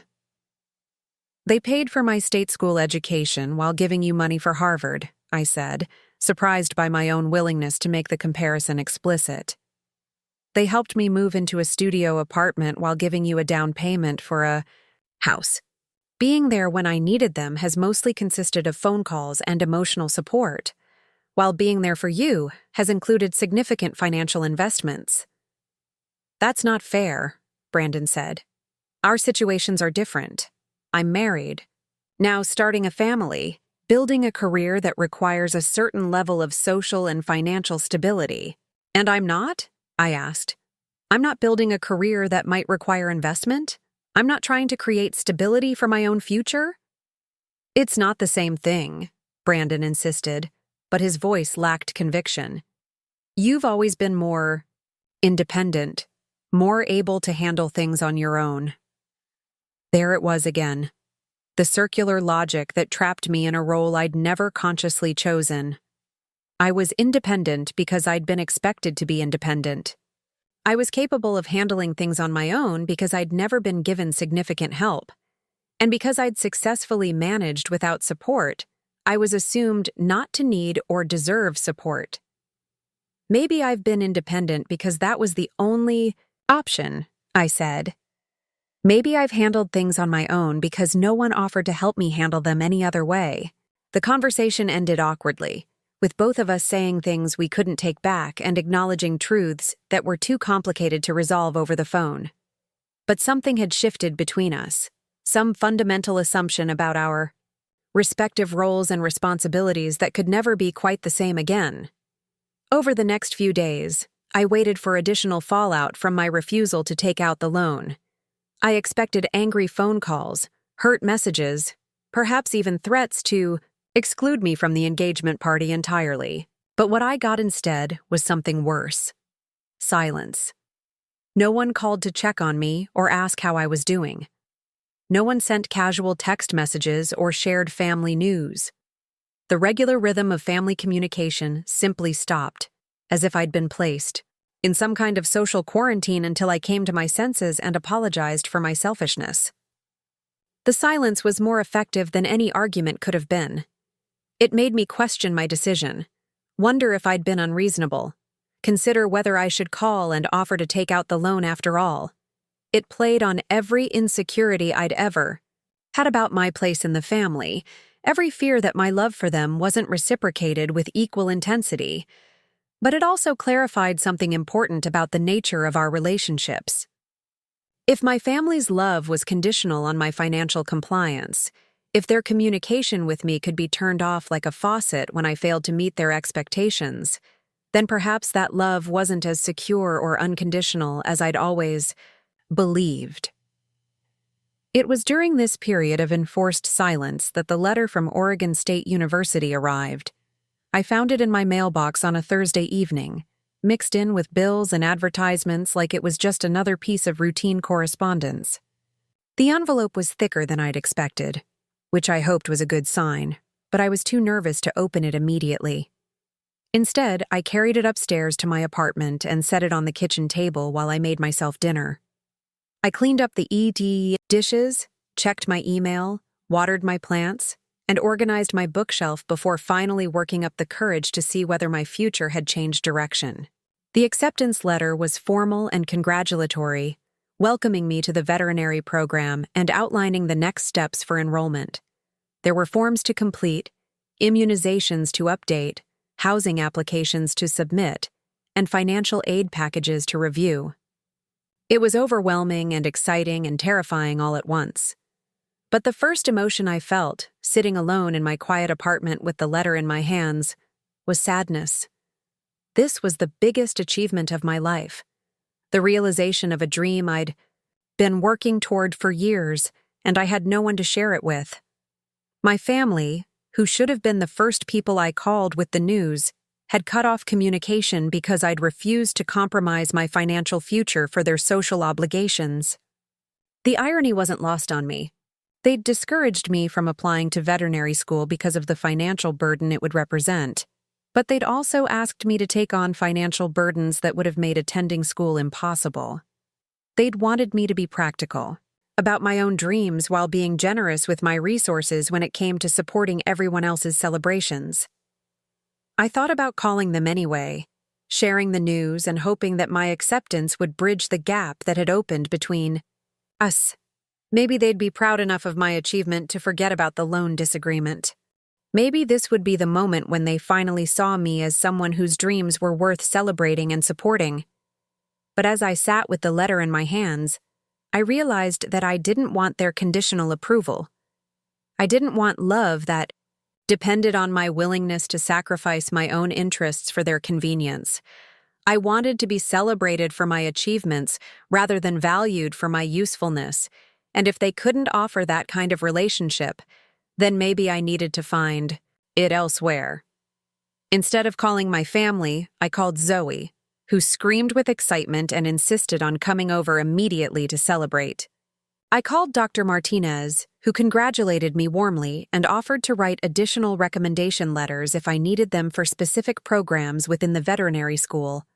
I called Mrs. Chen, who told me she'd always known I'd accomplish something significant and that she was proud to have played a small role in my journey. The celebration that followed was small but genuine, marked by Chinese takeout and cheap champagne, and the kind of conversation that comes from sharing joy with people who want nothing from you except your happiness. It wasn't the family celebration I'd imagined, but it was more satisfying than any party that required me to diminish myself to participate. That night, as I read through the veterinary school materials and began planning for the next phase of my life, I made a decision that would change everything. I wasn't going to call my family and share my news. I wasn't going to apologize for refusing the loan or try to repair relationships that had been damaged by my refusal to be endlessly accommodating. Instead, I was going to focus on my own future, invest in my own dreams, and build relationships with people who saw my success as something to celebrate rather than something to manage. If my family wanted to be part of that future, they could reach out and offer genuine support. But I wasn't going to chase their approval or beg for their attention anymore. The veterinary school acceptance letter sat on my kitchen table like a passport to a different kind of life, one where my ambitions were appropriate rather than excessive, where my achievements were celebrated rather than minimized, where my worth wasn't measured by my willingness to sacrifice for other people's convenience. For the first time in my adult life, I felt like the protagonist of my own story rather than a supporting character in someone else's drama. It was exhilarating and terrifying and absolutely necessary, but I had no idea how much it would cost me to maintain that independence when my family decided they couldn't tolerate my new sense of self-worth. The true test of my resolve was still ahead, waiting in a Christmas Eve confrontation that would force me to choose between the family I'd always known and the person I was finally becoming. But for now, in the quiet of my apartment with my acceptance letter and my dreams spread out before me, I felt something I hadn't experienced in years, the possibility of a future that belonged entirely to me. The silence from my family stretched through February and into March, broken only by a formal invitation to Brandon's engagement party that arrived in my mailbox like a piece of official correspondence. The heavy cardstock and elegant calligraphy made it clear that no expense had been spared, despite the financial crisis that had supposedly required my intervention just weeks earlier. I stared at the invitation for a long time, noting that my name was printed in the same font as every other guest, with no indication that I was family rather than a distant acquaintance. There was no personal note from Patricia, no phone call from Brandon, no acknowledgement that we'd spoken at all since my refusal to take out the loan. I was being invited to my own brother's engagement party the way someone might invite a coworker. They felt obligated to include. The RSVP card was pre-addressed and pre-stamped, making it as easy as possible for guests to respond. I held it in my hands for several minutes, considering my options. I could attend and pretend that nothing had changed, smile and congratulate and help with setup just as I'd been expected to do. I could decline and confirm their suspicions that I was selfish and unsupportive. Or I could do something that had never occurred to me before, attend on my own terms. I checked the will attend box and added a note in the margin. Looking forward to celebrating Brandon and Chloe. Will not be available for setup or cleanup duties. It was a small act of rebellion, but it felt like drawing a line in sand that had been shifting beneath my feet for years. The party was scheduled for the second Saturday in March, which gave me several weeks to prepare myself mentally for what would undoubtedly be an uncomfortable evening. I bought a new dress, something more elegant than my usual practical choices, and made an appointment to have my hair professionally styled. If I was going to attend this celebration as a guest rather than unpaid staff, I was going to look the part. During those weeks of preparation, I threw myself into getting ready for veterinary school with an intensity that surprised me. I completed all the enrollment paperwork, secured student housing, and began the process of applying for financial aid that would cover my tuition and living expenses. The loans I'd be taking on were substantial, but they were investments in my own future rather than subsidies for someone else's social obligations. I also started the difficult process of transitioning my responsibilities at the veterinary clinic. Dr. Martinez was supportive but sad to lose me, and we worked together to train my replacement and ensure that all my current patients would receive continuity of care. It was emotionally difficult to leave a job I'd loved and colleagues who'd become friends, but it was also exciting to be moving towards something I'd worked so hard to achieve. The night before Brandon's engagement party, I called Zoe to talk, through my anxiety about the evening ahead. I hadn't spoken to my family in over a month, and I had no idea how they'd react to seeing me after our conflict over the loan. "What's the worst thing that could happen?" Zoe asked, employing the therapeutic technique she'd learned in her psychology classes. "They could ignore me completely," I said. "Or they could make a scene and embarrass everyone. Or they could act like nothing happened and expect me to pretend everything is fine." "And what's the best thing that could happen?" I thought about that for a moment. "They could apologize for asking me to take on debt I couldn't afford. They could acknowledge that they've been taking me for granted.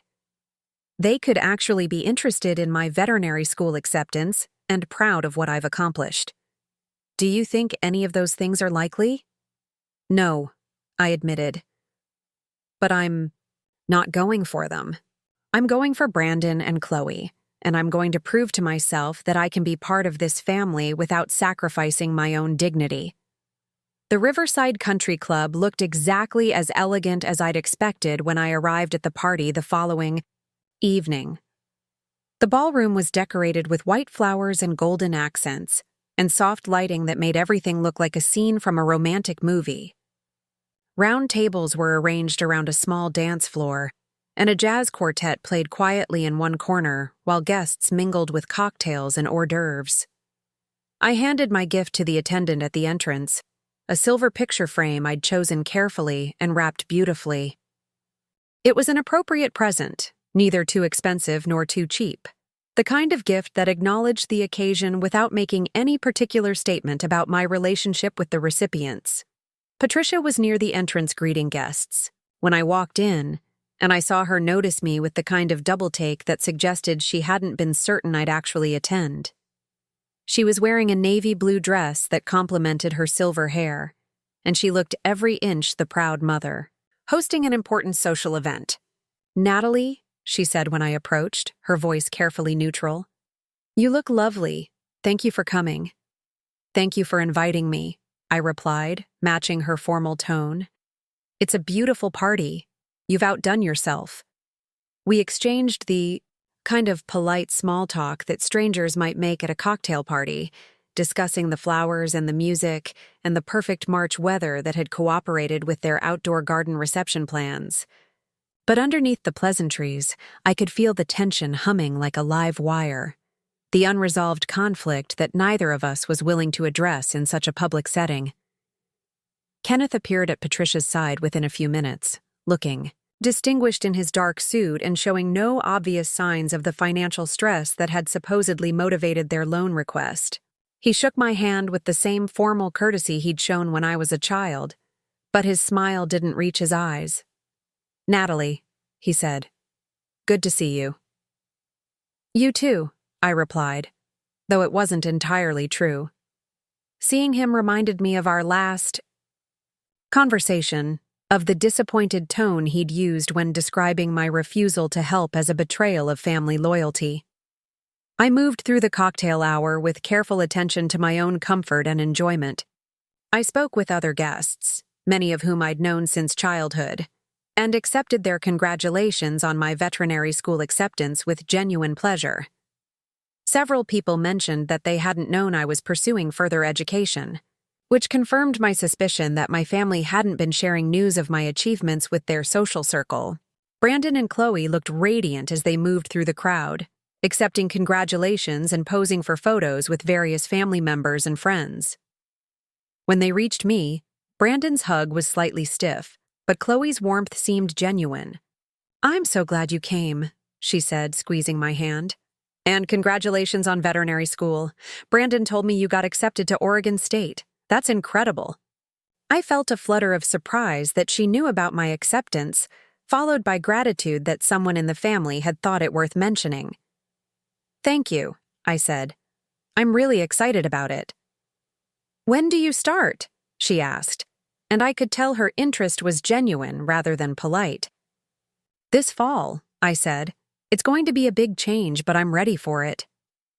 Brandon nodded but didn't contribute much to the conversation about my future plans. I wondered if he felt uncomfortable discussing my success given the context of our recent conflict, or if he simply wasn't interested in academic achievements that didn't directly relate to his own experience. As the evening progressed, I noticed the subtle ways that I was being excluded from family interactions. When the photographer called for family photos, I wasn't included in the immediate family shots with Brandon, Chloe, Patricia, and Kenneth. When Patricia gave a speech about welcoming Chloe to the family, she spoke about the joy of gaining a daughter without mentioning the daughter she already had. When Kenneth toasted Brandon's success and bright future, he didn't acknowledge any other family members' achievements or milestones. It wasn't overt exclusion, nothing that would be obvious to casual observers. But the pattern was clear to me, and I realized that this was how it had always been. I'd simply never paid attention before, too focused on being helpful and accommodating, to notice that I was consistently positioned as peripheral rather than central to family celebrations. But something had changed in my perspective, and instead of feeling hurt by these exclusions, I found myself observing them with the detached interest of an anthropologist studying family dynamics. I was seeing my family's behavior clearly for the first time, understanding the roles we'd all been assigned and the ways those roles were maintained through countless small interactions and assumptions. The dinner portion of the evening included speeches from both families, and I listened with growing fascination as various relatives shared stories about Brandon and Chloe that painted them as destined for greatness and happiness. Their achievements were cataloged and celebrated, their future potential discussed with the kind of investment and enthusiasm that I'd rarely experienced in relation to my own life. When one of Brandon's college friends mentioned his full scholarship to Harvard and his rapid career advancement, I found myself thinking about my own academic achievements and wondering why they'd never been discussed with similar pride. When Chloe's father talked about the successful family business she'd inherit someday, I thought about the veterinary practice I might build and the animals I'd help heal, accomplishments that seemed no less worthy of celebration. It was during the dessert course that the evening took an unexpected turn. I was seated at a table with several family friends, enjoying a surprisingly good conversation about travel and books, when Patricia approached with a smile that looked slightly forced. "Natalie," she said, "could I speak with you privately for a moment?" I followed her to a quiet corner of the ballroom, near the windows that overlooked the country club's golf course. The view was beautiful in the soft evening light, but Patricia's expression suggested this wasn't a social conversation. "I wanted to thank you for coming tonight," she began, "and for being so gracious despite our recent disagreement." "Of course," I said, uncertain where this conversation was heading. I also wanted to ask you about something, she continued, her voice taking on the careful tone she used when she was about to make a request. Kenneth and I have been thinking about Christmas next year, and we wondered if you'd be willing to host the family gathering at your place in Portland. The request was so unexpected that I actually laughed, a short bark of genuine surprise. You want me to host Christmas dinner in my studio apartment? Well, not dinner exactly, Patricia said quickly. Maybe just a casual get-together. Something small and intimate. We thought it might be nice for you to take on more of a leadership role in family traditions. I stared at her, trying to understand the logic behind the suggestion.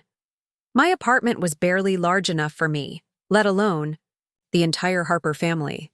The kitchen consisted of a mini fridge, a 2-burner stove, and about 3 feet of counter space. The living area could seat 4 people if 2 of them didn't mind sitting on the floor. Patricia, I said, using her first name deliberately.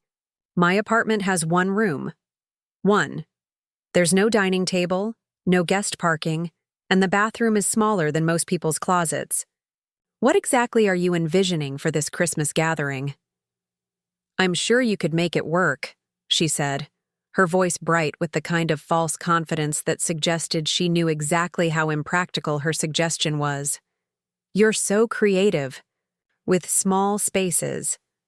And it would be good practice for when you have your own family someday. The conversation felt like a test, though I wasn't sure what I was being tested for. Was she trying to gauge my willingness to be accommodating despite our recent conflict? Was she attempting to shift family hosting responsibilities to me as a way of reducing her own obligations? Or was she simply trying to put me in a position where I'd have to admit that my lifestyle wasn't suitable for family gatherings?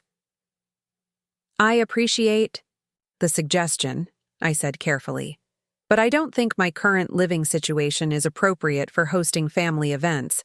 Maybe we should stick with traditional arrangements for now.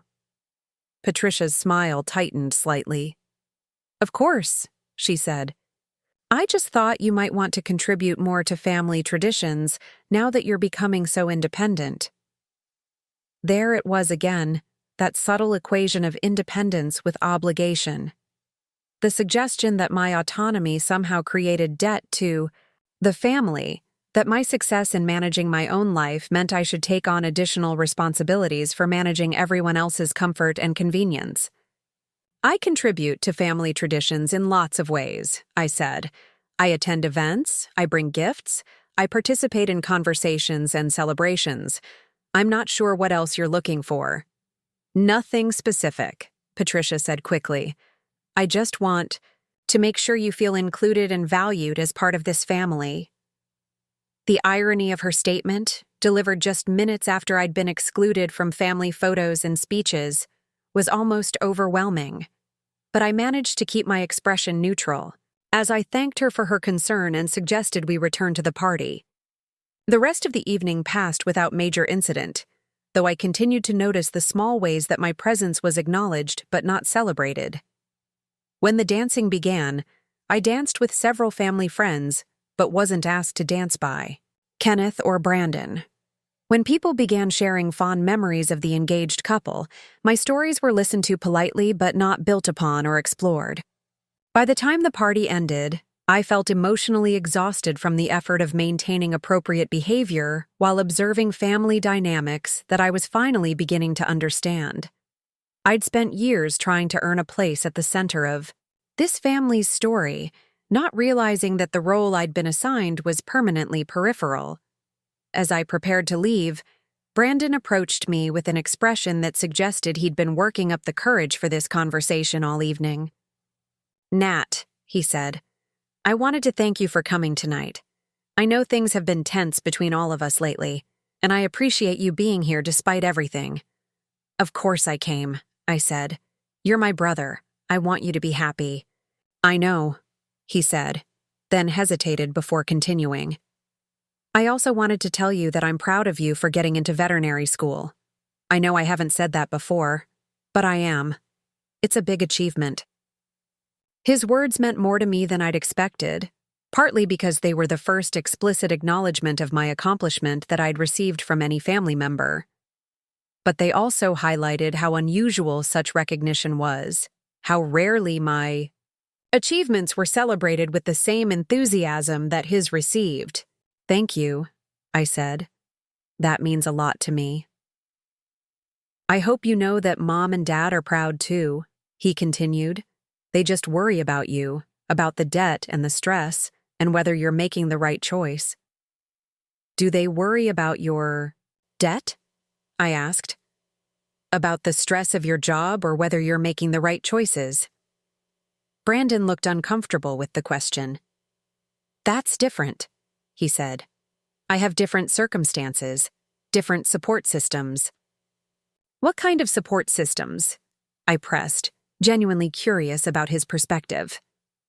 "You know," he said vaguely, "family support, financial backing, a network of professional contacts, the kind of foundation that makes it easier to take risks and pursue opportunities." "And I don't have access to those same support systems?" I asked. Brandon's discomfort was visible now. "It's not that simple," he said. "You've always been more independent, more capable of handling things on your own. You don't need the same level of support that other people do." There it was again, the circular logic that had trapped me for years. I was independent because I'd been expected to be independent. I was capable because I'd been forced to be capable. And because I'd succeeded without support, I was assumed not to need or deserve support. "Maybe I've been independent because that was the only option," I said gently. "Maybe I've handled things on my own because no one offered to help me handle them any other way." Brandon didn't have a response to that, and we parted with an awkward hug and promises to talk soon that we both knew were unlikely to be kept. The drive home gave me time to process everything I'd experienced during the evening. The party had been beautiful, the celebration had been appropriate, and Brandon and Chloe had looked genuinely happy. But I'd also seen my family's dynamics. With new clarity, understanding for the first time how thoroughly I'd been cast in a supporting role that was essential to their comfort, but peripheral to their real affections. It wasn't that they didn't love me. It was that they loved me within very specific parameters, in ways that required nothing from them and everything from me.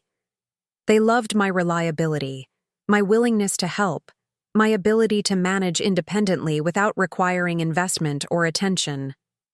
But they didn't love me enough to celebrate my achievements, to include me in important decisions, or to support my dreams with the same enthusiasm they showed for everyone else's aspirations. Back in my apartment, I sat at my small kitchen table, with a cup of tea and the veterinary school materials I'd been reviewing. The contrast between the evening's family dynamics and my own quiet satisfaction with my future plans was stark. At the engagement party, I'd been a peripheral figure, important enough to invite, but not central enough to truly include. But here, in my own space with my own dreams spread out before me, I felt like the protagonist of my own story. The next morning brought an unexpected phone call from an unknown number that turned out to be a lawyer named Rachel Davis. She introduced herself as someone who specialized in real estate law and said she was calling about a property matter that might concern me. "I'm representing a client who's interested in purchasing the house at 1247 Oak Boulevard in Riverside," she said. "During our title search, we discovered that the property deed shows you as the current owner rather than the people who are currently living there." I felt my coffee mug slip in my hands, nearly dropping it before I managed to set it down safely. "I'm sorry, what?" "According to our records, you purchased the property in 2019 and the deed was never transferred to any other party," she continued. "But we understand that Kenneth and Patricia Harper are currently residing in the house. We wanted to clarify the ownership situation before proceeding with any purchase negotiations." My mind raced as I tried to make sense of what she was telling me. I'd bought a house in 2019? That was impossible. In 2019, I'd been living in a different apartment and working my way through veterinary technician certification. I'd barely had enough money for rent and groceries, let alone a house purchase. "Can you tell me more about this property?" I asked. "Because I think there might be some mistake." "Certainly," she said, and I heard papers rustling on her end of the line. The property was purchased in July 2019 for $340,000. The mortgage was financed through Pacific Northwest Bank, and according to our records, the monthly payments have been current throughout the loan period. As she spoke, a memory began to surface, hazy and incomplete, but growing clearer as I focused on it. July 2019. My parents had been facing foreclosure on their house, a crisis they'd hidden from me until it was almost too late. Kenneth's real estate development business had hit a rough patch, and they'd fallen behind on their mortgage payments. I remembered the panicked phone call from Patricia, the tears and desperation as she explained that they were going to lose the house they'd lived in for 20 years. I remembered the family meeting where Kenneth had outlined their options, none of which seemed viable given their financial situation and credit problems. And I remembered the solution that had seemed so logical at the time, so generous and loving, and appropriate for a daughter who wanted to help her family in crisis. I'd agreed to purchase the house using my excellent credit and stable employment, with the understanding that my parents would continue living there and making the mortgage payments while we worked out a long-term plan for transferring ownership back to them. "Oh my God," I whispered, the full implications of the situation hitting me like a physical blow. "Ms. Harper?" the lawyer said. "Are you still there?" "Yes," I managed. "I'm here. I think I need to understand exactly what my legal position is regarding this property." What followed was a 20-minute conversation that changed my understanding of my own financial situation completely. I owned a house. Not just any house, but the house where my parents lived. The house they'd been making mortgage payments on for the past 5 years. The house they considered their home and their primary asset. The original plan had been to transfer the deed back to them once their financial situation stabilized and their credit improved.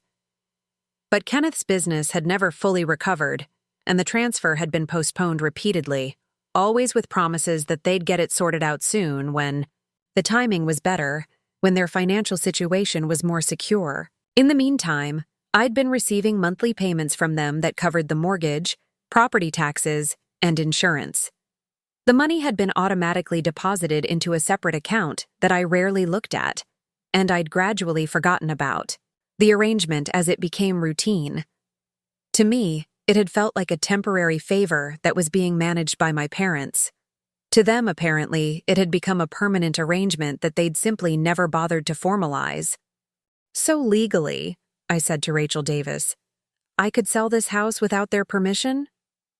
"As the deed holder, yes. You have the legal right to sell the property," she confirmed. "Though I'd recommend consulting with your own attorney about the specifics of your situation, especially if there are family relationships involved." After we hung up, I sat in my quiet apartment trying to process what I'd learned. I owned my parents' house, the house where they hosted family gatherings, where they'd planned Brandon's engagement party, where they'd built their retirement dreams. The house they'd been using as collateral for other financial decisions, assuming it was their asset to leverage. The irony was breathtaking. They'd asked me to take out a loan to pay for Brandon's engagement party while I was unknowingly making their mortgage payments every month. They'd questioned my financial responsibility and ability to handle veterinary school debt while benefiting from my credit and income for years.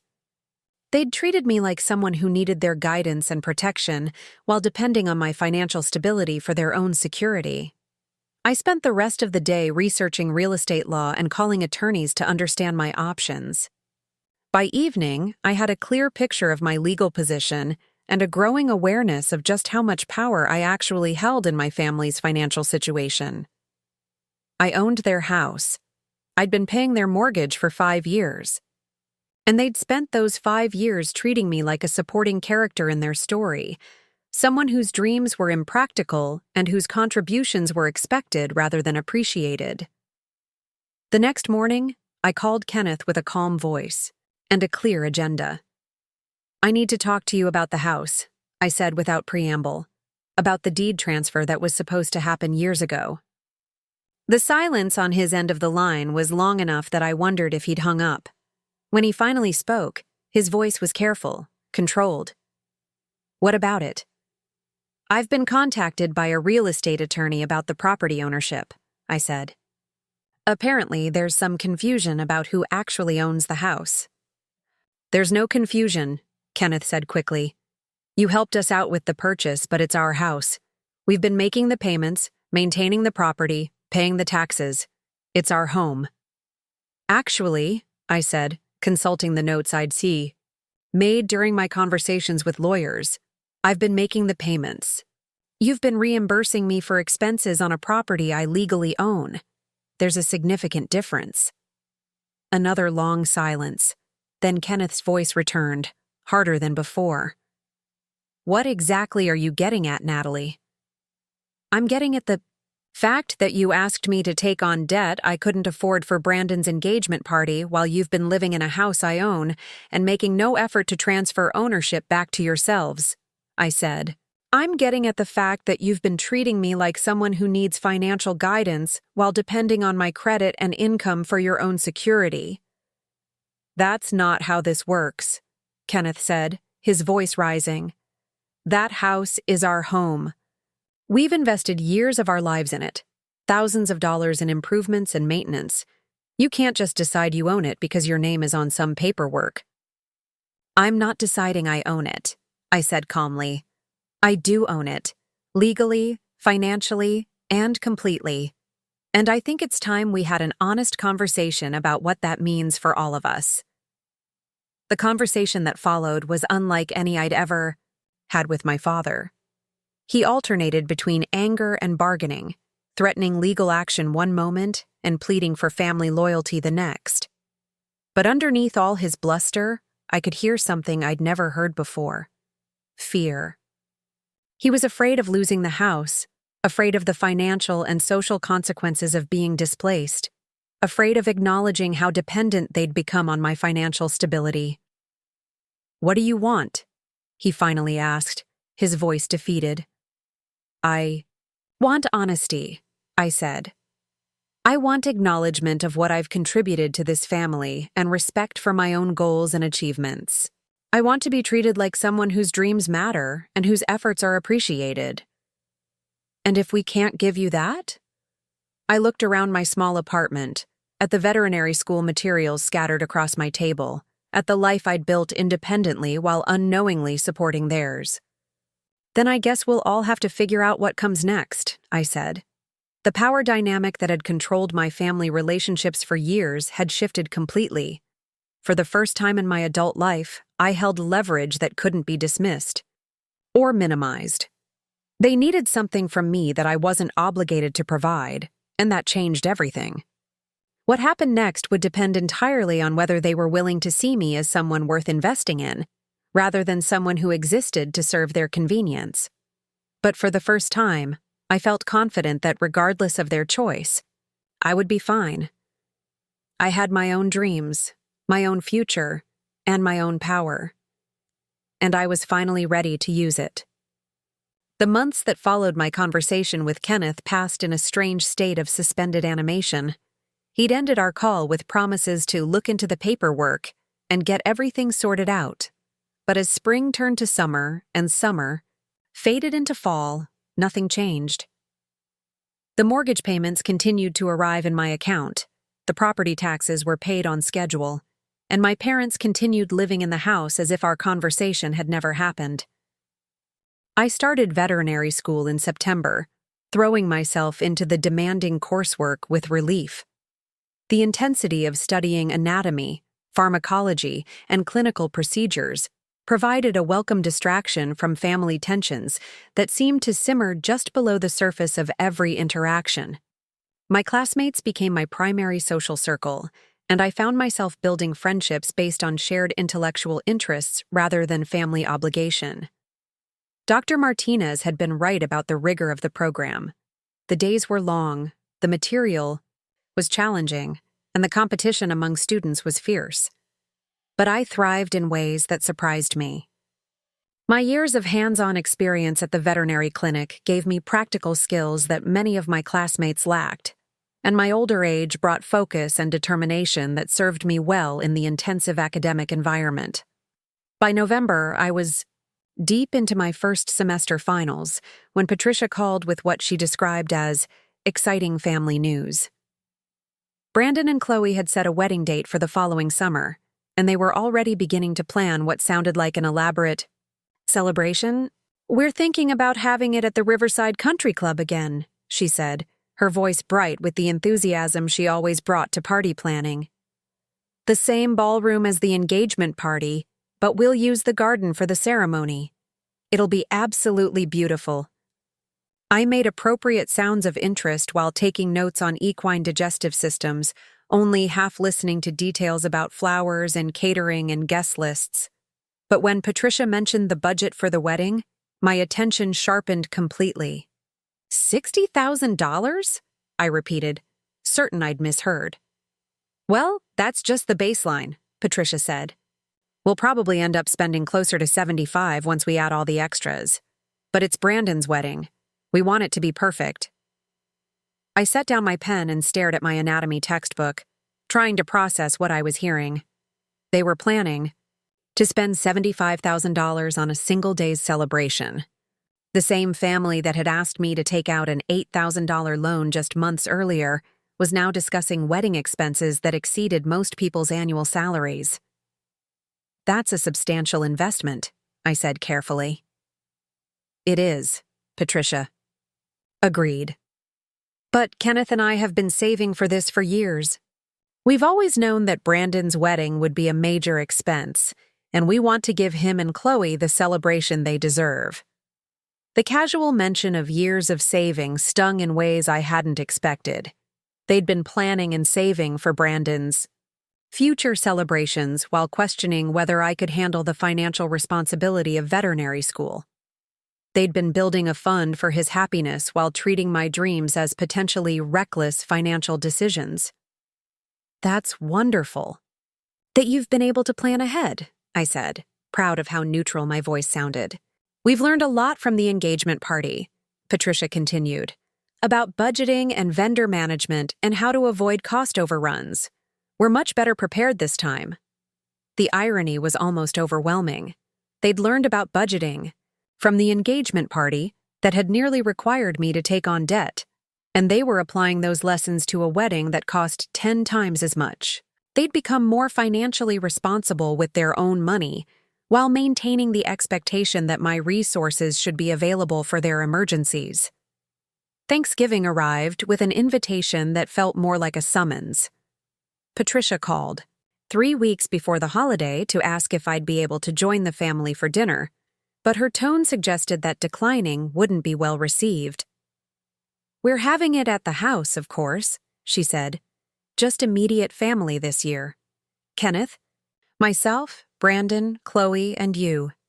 We thought it would be nice to have some quality time together." I agreed to attend, partly out of curiosity about how the family dynamics would play out after months of unresolved tension, and partly because I missed the traditions that had once brought me comfort and joy. Despite everything that had happened, these were still the people who'd raised me, and some part of me hoped that we could find a way to repair our relationships.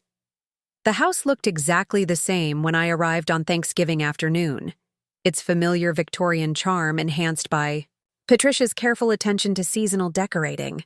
Fall leaves were arranged in elegant displays, candles flickered in every window, and the scent of roasting turkey filled the air with the promise of family comfort. But the atmosphere inside felt different, charged with undercurrents of tension that made every conversation feel like a negotiation. Kenneth greeted me with the same formal handshake he'd been using since our phone conversation about the house, and Patricia's smile was bright but brittle. Brandon and Chloe seemed genuinely happy to see me, but even their warmth felt cautious, as if they were uncertain about the boundaries of our current relationship. Dinner conversation focused on safe topics: Brandon's promotion at work, Chloe's new responsibilities at her family's business, Patricia's latest charity committee assignments. When they asked about veterinary school, I shared updates about my coursework and clinical rotations, but their responses felt polite rather than interested, acknowledging rather than celebrating my progress. It was during dessert that the evening took the turn I'd been both expecting and dreading. Kenneth cleared his throat with the deliberate sound of someone preparing to make an important announcement. "We wanted to talk to you about something," he began, his tone suggesting that whatever followed had been carefully rehearsed. "About the situation with the house." I set down my fork and gave him my full attention, curious about what approach they'd decided to take. "We've consulted with our attorney," he continued, "and we've developed a plan that we think will work for everyone involved." Patricia pulled out a folder that had been sitting on the sideboard, the kind of presentation materials that suggested they'd been preparing for this conversation for some time. Inside were documents that appeared to be some kind of legal agreement, though I couldn't read the details from across the table. "Essentially," Kenneth explained, "we're proposing a rent-to-own arrangement. We'll continue making the monthly payments as we have been, but we'll also pay you additional money each month toward eventually purchasing the property from you outright." I studied the papers they slid across the table, noting the formal legal language and the specific financial terms they'd outlined. According to their proposal, they'd pay me an additional $500 per month above the mortgage payment, with the understanding that this money would accumulate toward an eventual buyout of my interest in the property. "At this rate," Patricia added, "we'd be able to purchase the house from you completely within 10 years, maybe sooner if Kenneth's business continues to improve." I read through the agreement carefully, noting the clauses that protected their right to continue living in the house regardless of their ability to make the additional payments, and the provisions that would allow them to inherit my interest in the property if anything happened to me. It was a contract that gave them everything they wanted while providing me with modest monthly payments and vague promises about future ownership transfer. "What happens if you can't make the additional payments?" I asked. "We revert to the current arrangement," Kenneth said. "You continue to own the property, and we continue to make the mortgage payments." "And what happens if I need to sell the house for some reason? If I have a financial emergency or need to relocate?" Kenneth and Patricia exchanged a look that suggested they hadn't considered this possibility, or had considered it, and decided it was unlikely enough to ignore. "We'd cross that bridge when we came to it," Kenneth said finally. "But we hope that wouldn't be necessary. This is our home, Natalie. We've lived here for over 20 years. Surely you wouldn't force us out for financial reasons." There it was, the emotional manipulation wrapped in reasonable language. They were asking me to commit to a legal arrangement that gave them security while preserving their right to appeal to family loyalty if I ever needed to exercise my property rights. They wanted the benefits of ownership without the responsibilities, and they wanted me to guarantee their comfort regardless of my own needs. "I need some time to think about this," I said, sliding the papers back across the table. "Of course," Patricia said quickly. "Take all the time you need. But we'd appreciate an answer by Christmas. We'd like to get this settled before the new year." The deadline felt arbitrary, designed to create pressure rather than accommodate any genuine legal necessity. But I nodded and agreed to consider their proposal, knowing that I had no intention of signing an agreement that locked me into subsidizing their lifestyle indefinitely. The rest of Thanksgiving passed with forced normalcy, everyone working hard to pretend that we hadn't just negotiated the terms of our family relationships like a business transaction. But something fundamental had shifted in the dynamic, an acknowledgement that love and legal obligations were separate things that didn't necessarily align. December arrived with the intensity that always accompanies the final weeks of a semester. I had practical exams to complete, research projects to finish, and clinical rotations that demanded my full attention. The stress of veterinary school combined with unresolved family tensions left me feeling emotionally and physically exhausted. It was in this state that I received the phone call that would crystallize everything. Patricia's voice was tight with barely controlled panic when I answered on December 20th. "Natalie, we need to talk," she said without preamble. Kenneth's in the hospital. He had a mild heart attack this morning. The world seemed to stop moving as I processed her words. Despite our recent conflicts, Kenneth was still my father, and the thought of losing him filled me with immediate terror. Is he okay? What hospital? I'll come right away. He's stable, Patricia said quickly. The doctors say it was relatively minor, but he's going to need to make some significant lifestyle changes. Less stress, better diet, reduced work schedule. I was already reaching for my car keys when she continued. The thing is, this has made us realize how precarious our financial situation really is. If Kenneth can't work full-time anymore, we're going to have trouble making the mortgage payments on the house. Even through my worry about Kenneth's health, I felt a chill of recognition. This was leading somewhere specific, somewhere I didn't want to go. What are you saying? I asked. We're saying that we need to formalize our housing arrangement sooner rather than later, Patricia said. We can't live with this uncertainty anymore, not with Kenneth's health issues.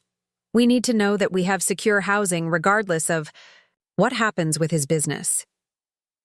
The emotional manipulation was breathtaking in its timing and execution. They were using Kenneth's health crisis to pressure me into signing their rent-to-own agreement, creating a situation where refusing would make me seem heartless and unsupportive during a family emergency. I'm coming to the hospital, I said. We can talk about housing arrangements later. Actually, Patricia said, we were hoping you could sign the agreement we discussed at Thanksgiving before you come. We've already had our attorney prepare the final documents, and having everything settled would be such a relief for Kenneth during his recovery. I stood in my apartment, keys in hand, torn between my genuine concern for my father's health and my growing awareness that I was being manipulated. They wanted me to sign a legal document that would compromise my financial security for decades, and they were using a medical emergency to create urgency around that decision. I need to see Kenneth first, I said firmly. The paperwork can... Wait.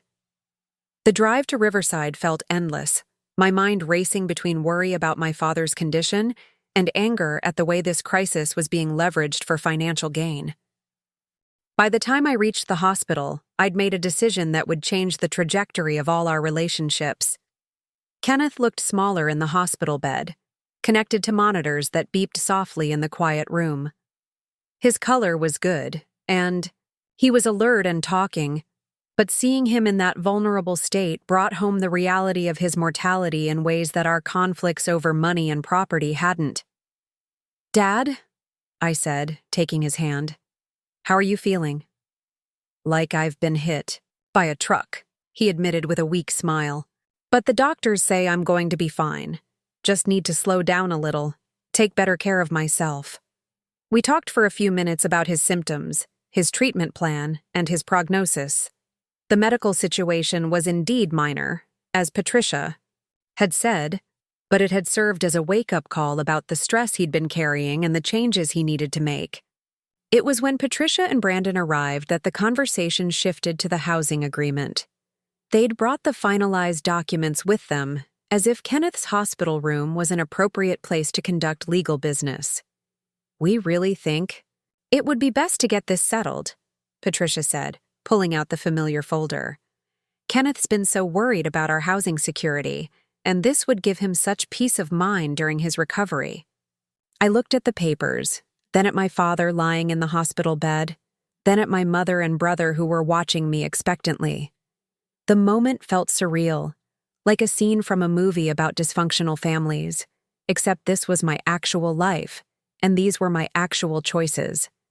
I'm not signing anything today, I said quietly. Dad needs to focus on getting better, not on legal documents and financial arrangements. But this would help him get better, Patricia insisted. Knowing that our housing is secure would eliminate so much stress. Your housing is secure, I said. I'm not planning to sell the house or evict you. But I'm also not planning to sign an agreement that locks me into subsidizing your lifestyle indefinitely. The room fell silent, except for the soft beeping of Kenneth's monitors. Brandon shifted uncomfortably in his chair, and Patricia's face, flushed with what looked like anger mixed with embarrassment. "After everything we've done for you," she said, her voice low and tight, "this is how you repay us? By holding our home hostage when your father is lying in a hospital bed?" The accusation hit me like a physical blow, but it also clarified something important. This wasn't about Kenneth's health or their housing security. This was about control, about maintaining family dynamics that required me to sacrifice my interests for their comfort. "What exactly have you done for me?" I asked, the question emerging with more force than I'd intended. "What sacrifices have you made for my happiness or security?" "We raised you," Patricia said, as if that settled the matter completely. "You raised Brandon too," I pointed out. "But you've spent years investing in his future while questioning my ability to handle my own decisions. You've celebrated his achievements while treating mine as potentially reckless. You've given him financial support while asking me to provide financial support." Kenneth stirred in his bed, trying to sit up straighter. "That's not fair, Natalie. We've treated you both with love and support." "Different kinds of support," I said. "Brandon gets investments. I get expectations. Brandon gets gifts. I get requests for loans. Brandon gets celebration. I get concern about whether my dreams are practical." The conversation that followed was unlike any we'd ever had as a family. Years of accumulated resentment spilled out, along with different perspectives on family history and different interpretations of love and support. Patricia insisted that they'd always treated us equally, while I outlined the specific ways that our experiences had differed. Kenneth argued that they'd provided whatever help each of us needed, while I questioned why my needs had consistently been smaller and less expensive than Brandon's. But the most revelatory moment came when Brandon finally spoke up, his voice quiet but clear. "Maybe they have treated us differently," he said, looking uncomfortable but determined. "And maybe that's not entirely fair. But what do you want us to do about it now? Sign over the house? Give you money? Apologize for the past?" It was a reasonable question, and one I hadn't fully considered before that moment. What did I want from them? What would constitute fair treatment going forward? "I want acknowledgement," I said finally. "I want recognition that I've contributed to this family's financial stability for years, while being treated like someone who needs guidance rather than someone who provides support. I want my achievements celebrated with the same enthusiasm as everyone else's. And I want my decisions respected even when they're not the choices you would make." "And if we can't give you that?" Patricia asked, her voice cold. I looked around the hospital room, at the family that had shaped me and disappointed me and loved me in their imperfect way. I thought about the veterinary career I was building, the life I was creating independently, the future that belonged entirely to me. "Then I guess we'll all need to figure out what our relationships look like going forward," I said. Kenneth was discharged from the hospital 2 days later with instructions for cardiac rehabilitation and stress management. I helped Patricia get him settled at home, making sure he had his medications organized and his follow-up appointments scheduled. But I didn't sign their housing agreement, and they didn't bring it up again during his recovery period. Christmas arrived with an invitation. That felt like a test. Patricia called to ask if I'd join them for Christmas Eve dinner, her tone carefully neutral, but with an underlying tension that suggested this gathering would be significant. "Just family," she said. "We thought it would be nice to have everyone together, especially after Kenneth's health scare." I agreed to attend, partly because I wanted to see how my father was doing, and partly because I felt we needed to address the unresolved tensions that had been building throughout the year. The house was decorated beautifully as always, but something felt different about the atmosphere. The warmth that had once characterized family gatherings was replaced by a careful politeness that made every interaction feel choreographed. We exchanged gifts that were appropriate but not personal, shared meals that were delicious but tense, and made conversation that avoided all the topics that really mattered. It was after dinner, when we were sitting in the living room with coffee and dessert, that Patricia finally addressed the elephant in the room. "We've been thinking about your position regarding the house," she said, her tone suggesting that this had been thoroughly discussed in my absence. "And we've decided that maybe it's time for us to explore other housing options." The statement hit me with unexpected force, not because I disagreed with it, but because of what it represented. They were choosing to leave rather than acknowledge my contributions or change their treatment of me. They were willing to uproot their lives rather than treat me as an equal member of the family. "Where would you go?" I asked. "We're looking." "At condominiums," Kenneth said. "Something smaller, easier to maintain, more appropriate for retirement. We've found a few options that would work for our budget." "When?" "Probably sometime in the spring," Patricia said. "After Kenneth is fully recovered and we've had time to find the right place." I nodded, understanding that this was their choice and their right.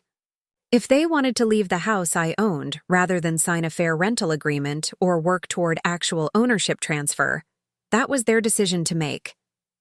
"I think that's probably best for everyone," I said.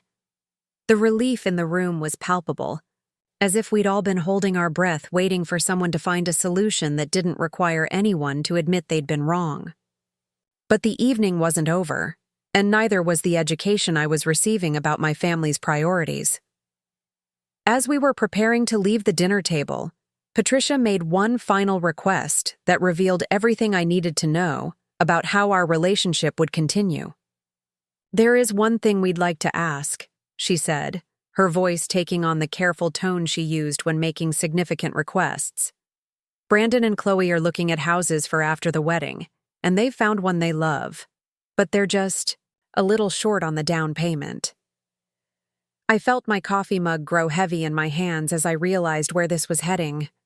"How short?" I asked. "About $15,000, Kenneth said. "We know it's a lot to ask, but you've been so financially stable, and it would mean the world to them to get this particular house." The audacity was breathtaking. They were moving out of the house I owned rather than treat me fairly, but they still expected me to provide financial assistance for Brandon's housing dreams. They were choosing to end our housing arrangement rather than acknowledge my contributions, but they still saw me as a resource to be tapped for family financial needs. "You want me to give Brandon $15,000 for a house down payment," I repeated, making sure I understood correctly. "A loan," Patricia corrected quickly. "They'd pay you back over time." "Like the $8,000 loan for the engagement party that you never actually needed?" I asked. The room fell silent, everyone remembering the crisis that had been resolved without my money, proving that my financial contribution had never been necessary. "This is different," Brandon said, speaking up for the first time. "This is about our future, about building equity and stability." "And my financial stability doesn't matter?" I asked. "My need to save money for veterinary school doesn't count?" "You're already in veterinary school," Patricia pointed out, "and you're doing fine financially. You own a house, you have steady income, you're obviously capable of managing your resources." The circular logic was complete. Because I'd been financially responsible and accumulated assets, I was expected to share those assets with family members who hadn't been equally responsible. Because I'd succeeded despite minimal support, I was assumed to need less protection for my own future. I stood up from the table, my decision crystallizing with absolute clarity. "I need to go," I said. "Thank you for dinner." "What about the loan?" Patricia asked. "There won't be a loan," I said. "Not for the house, not for the wedding, not for anything else. I'm done being the family bank account." The silence that followed was complete and final. No one asked me to reconsider. No one offered to negotiate different terms. No one suggested that maybe they'd been unreasonable in their expectations. They simply accepted that I was no longer available for financial exploitation and began planning their lives accordingly. I drove home through the December night, past houses decorated with Christmas lights and filled with families celebrating together. Other people's family gatherings looked warm and inclusive from the outside, but I knew that every family had its own complications and disappointments. The difference was that I was finally done trying to earn my place in a family structure that had already decided what role I was allowed to play. I was done being grateful for whatever attention was left over after everyone else's needs had been met. I was done providing financial support while being treated like someone who needed guidance rather than someone who deserved respect. 6 months later, Kenneth and Patricia moved into a modern condominium closer to downtown Riverside. Brandon and Chloe found a different house with a smaller down payment that they could manage with their own resources. The wedding proceeded as planned, though with a more modest budget that reflected their actual financial capabilities rather than their social aspirations. I finished my second year of veterinary school with honors and began looking forward to my clinical rotations. The house on Oak Boulevard was rented to a lovely family with young children who appreciated its Victorian charm and took excellent care of the property. The rental income covered the mortgage payments and provided me with additional money for school expenses and future investments. We still spoke occasionally, my family and I, but our conversations were polite rather than intimate, functional rather than warm. They'd learned to manage their financial obligations without my assistance, and I'd learned to build relationships with people who valued my presence rather than my usefulness. Sometimes I missed the illusion of unconditional family love, the comfortable fiction that we were all equally important to each other's happiness and success. But I didn't miss the anxiety of never being quite good enough, never quite grateful enough, never quite accommodating enough to earn the celebration and investment that others received automatically. That Christmas Eve, when Patricia had asked me to provide yet another loan while simultaneously rejecting my need for respect and acknowledgement, had been the moment when I finally understood that some relationships cost more than they're worth, not because the people involved are evil or malicious, but because the patterns are too entrenched and the benefits too unequal to sustain. I'd spent years trying to earn my place at the center of my family's story, not realizing that the role I'd been assigned was permanently peripheral. I'd provided financial stability while being treated as financially irresponsible. I'd achieved academic and professional success while being viewed as someone who needed guidance and protection. The truth was simpler and sadder than I'd wanted. To admit, they loved me, but they didn't respect me. They appreciated me, but they didn't value me. They wanted me around, but they didn't want me to matter. And once I understood that, everything else became clear. I deserved better. I deserved relationships built on mutual respect and genuine celebration of each other's achievements. I deserved to be someone's first choice rather than someone's reliable backup plan. The veterinary practice I'd dreamed of building was becoming real, one semester at a time. The life I'd imagined for myself was taking shape, free from the obligation to fund other people's dreams while diminishing my own. The future I was creating belonged entirely to me, and that felt like the best Christmas gift I'd ever received. Up next, you've got 2 more standout stories right on your screen. If this one hit the mark, you won't want to pass these up. Just click and check them out.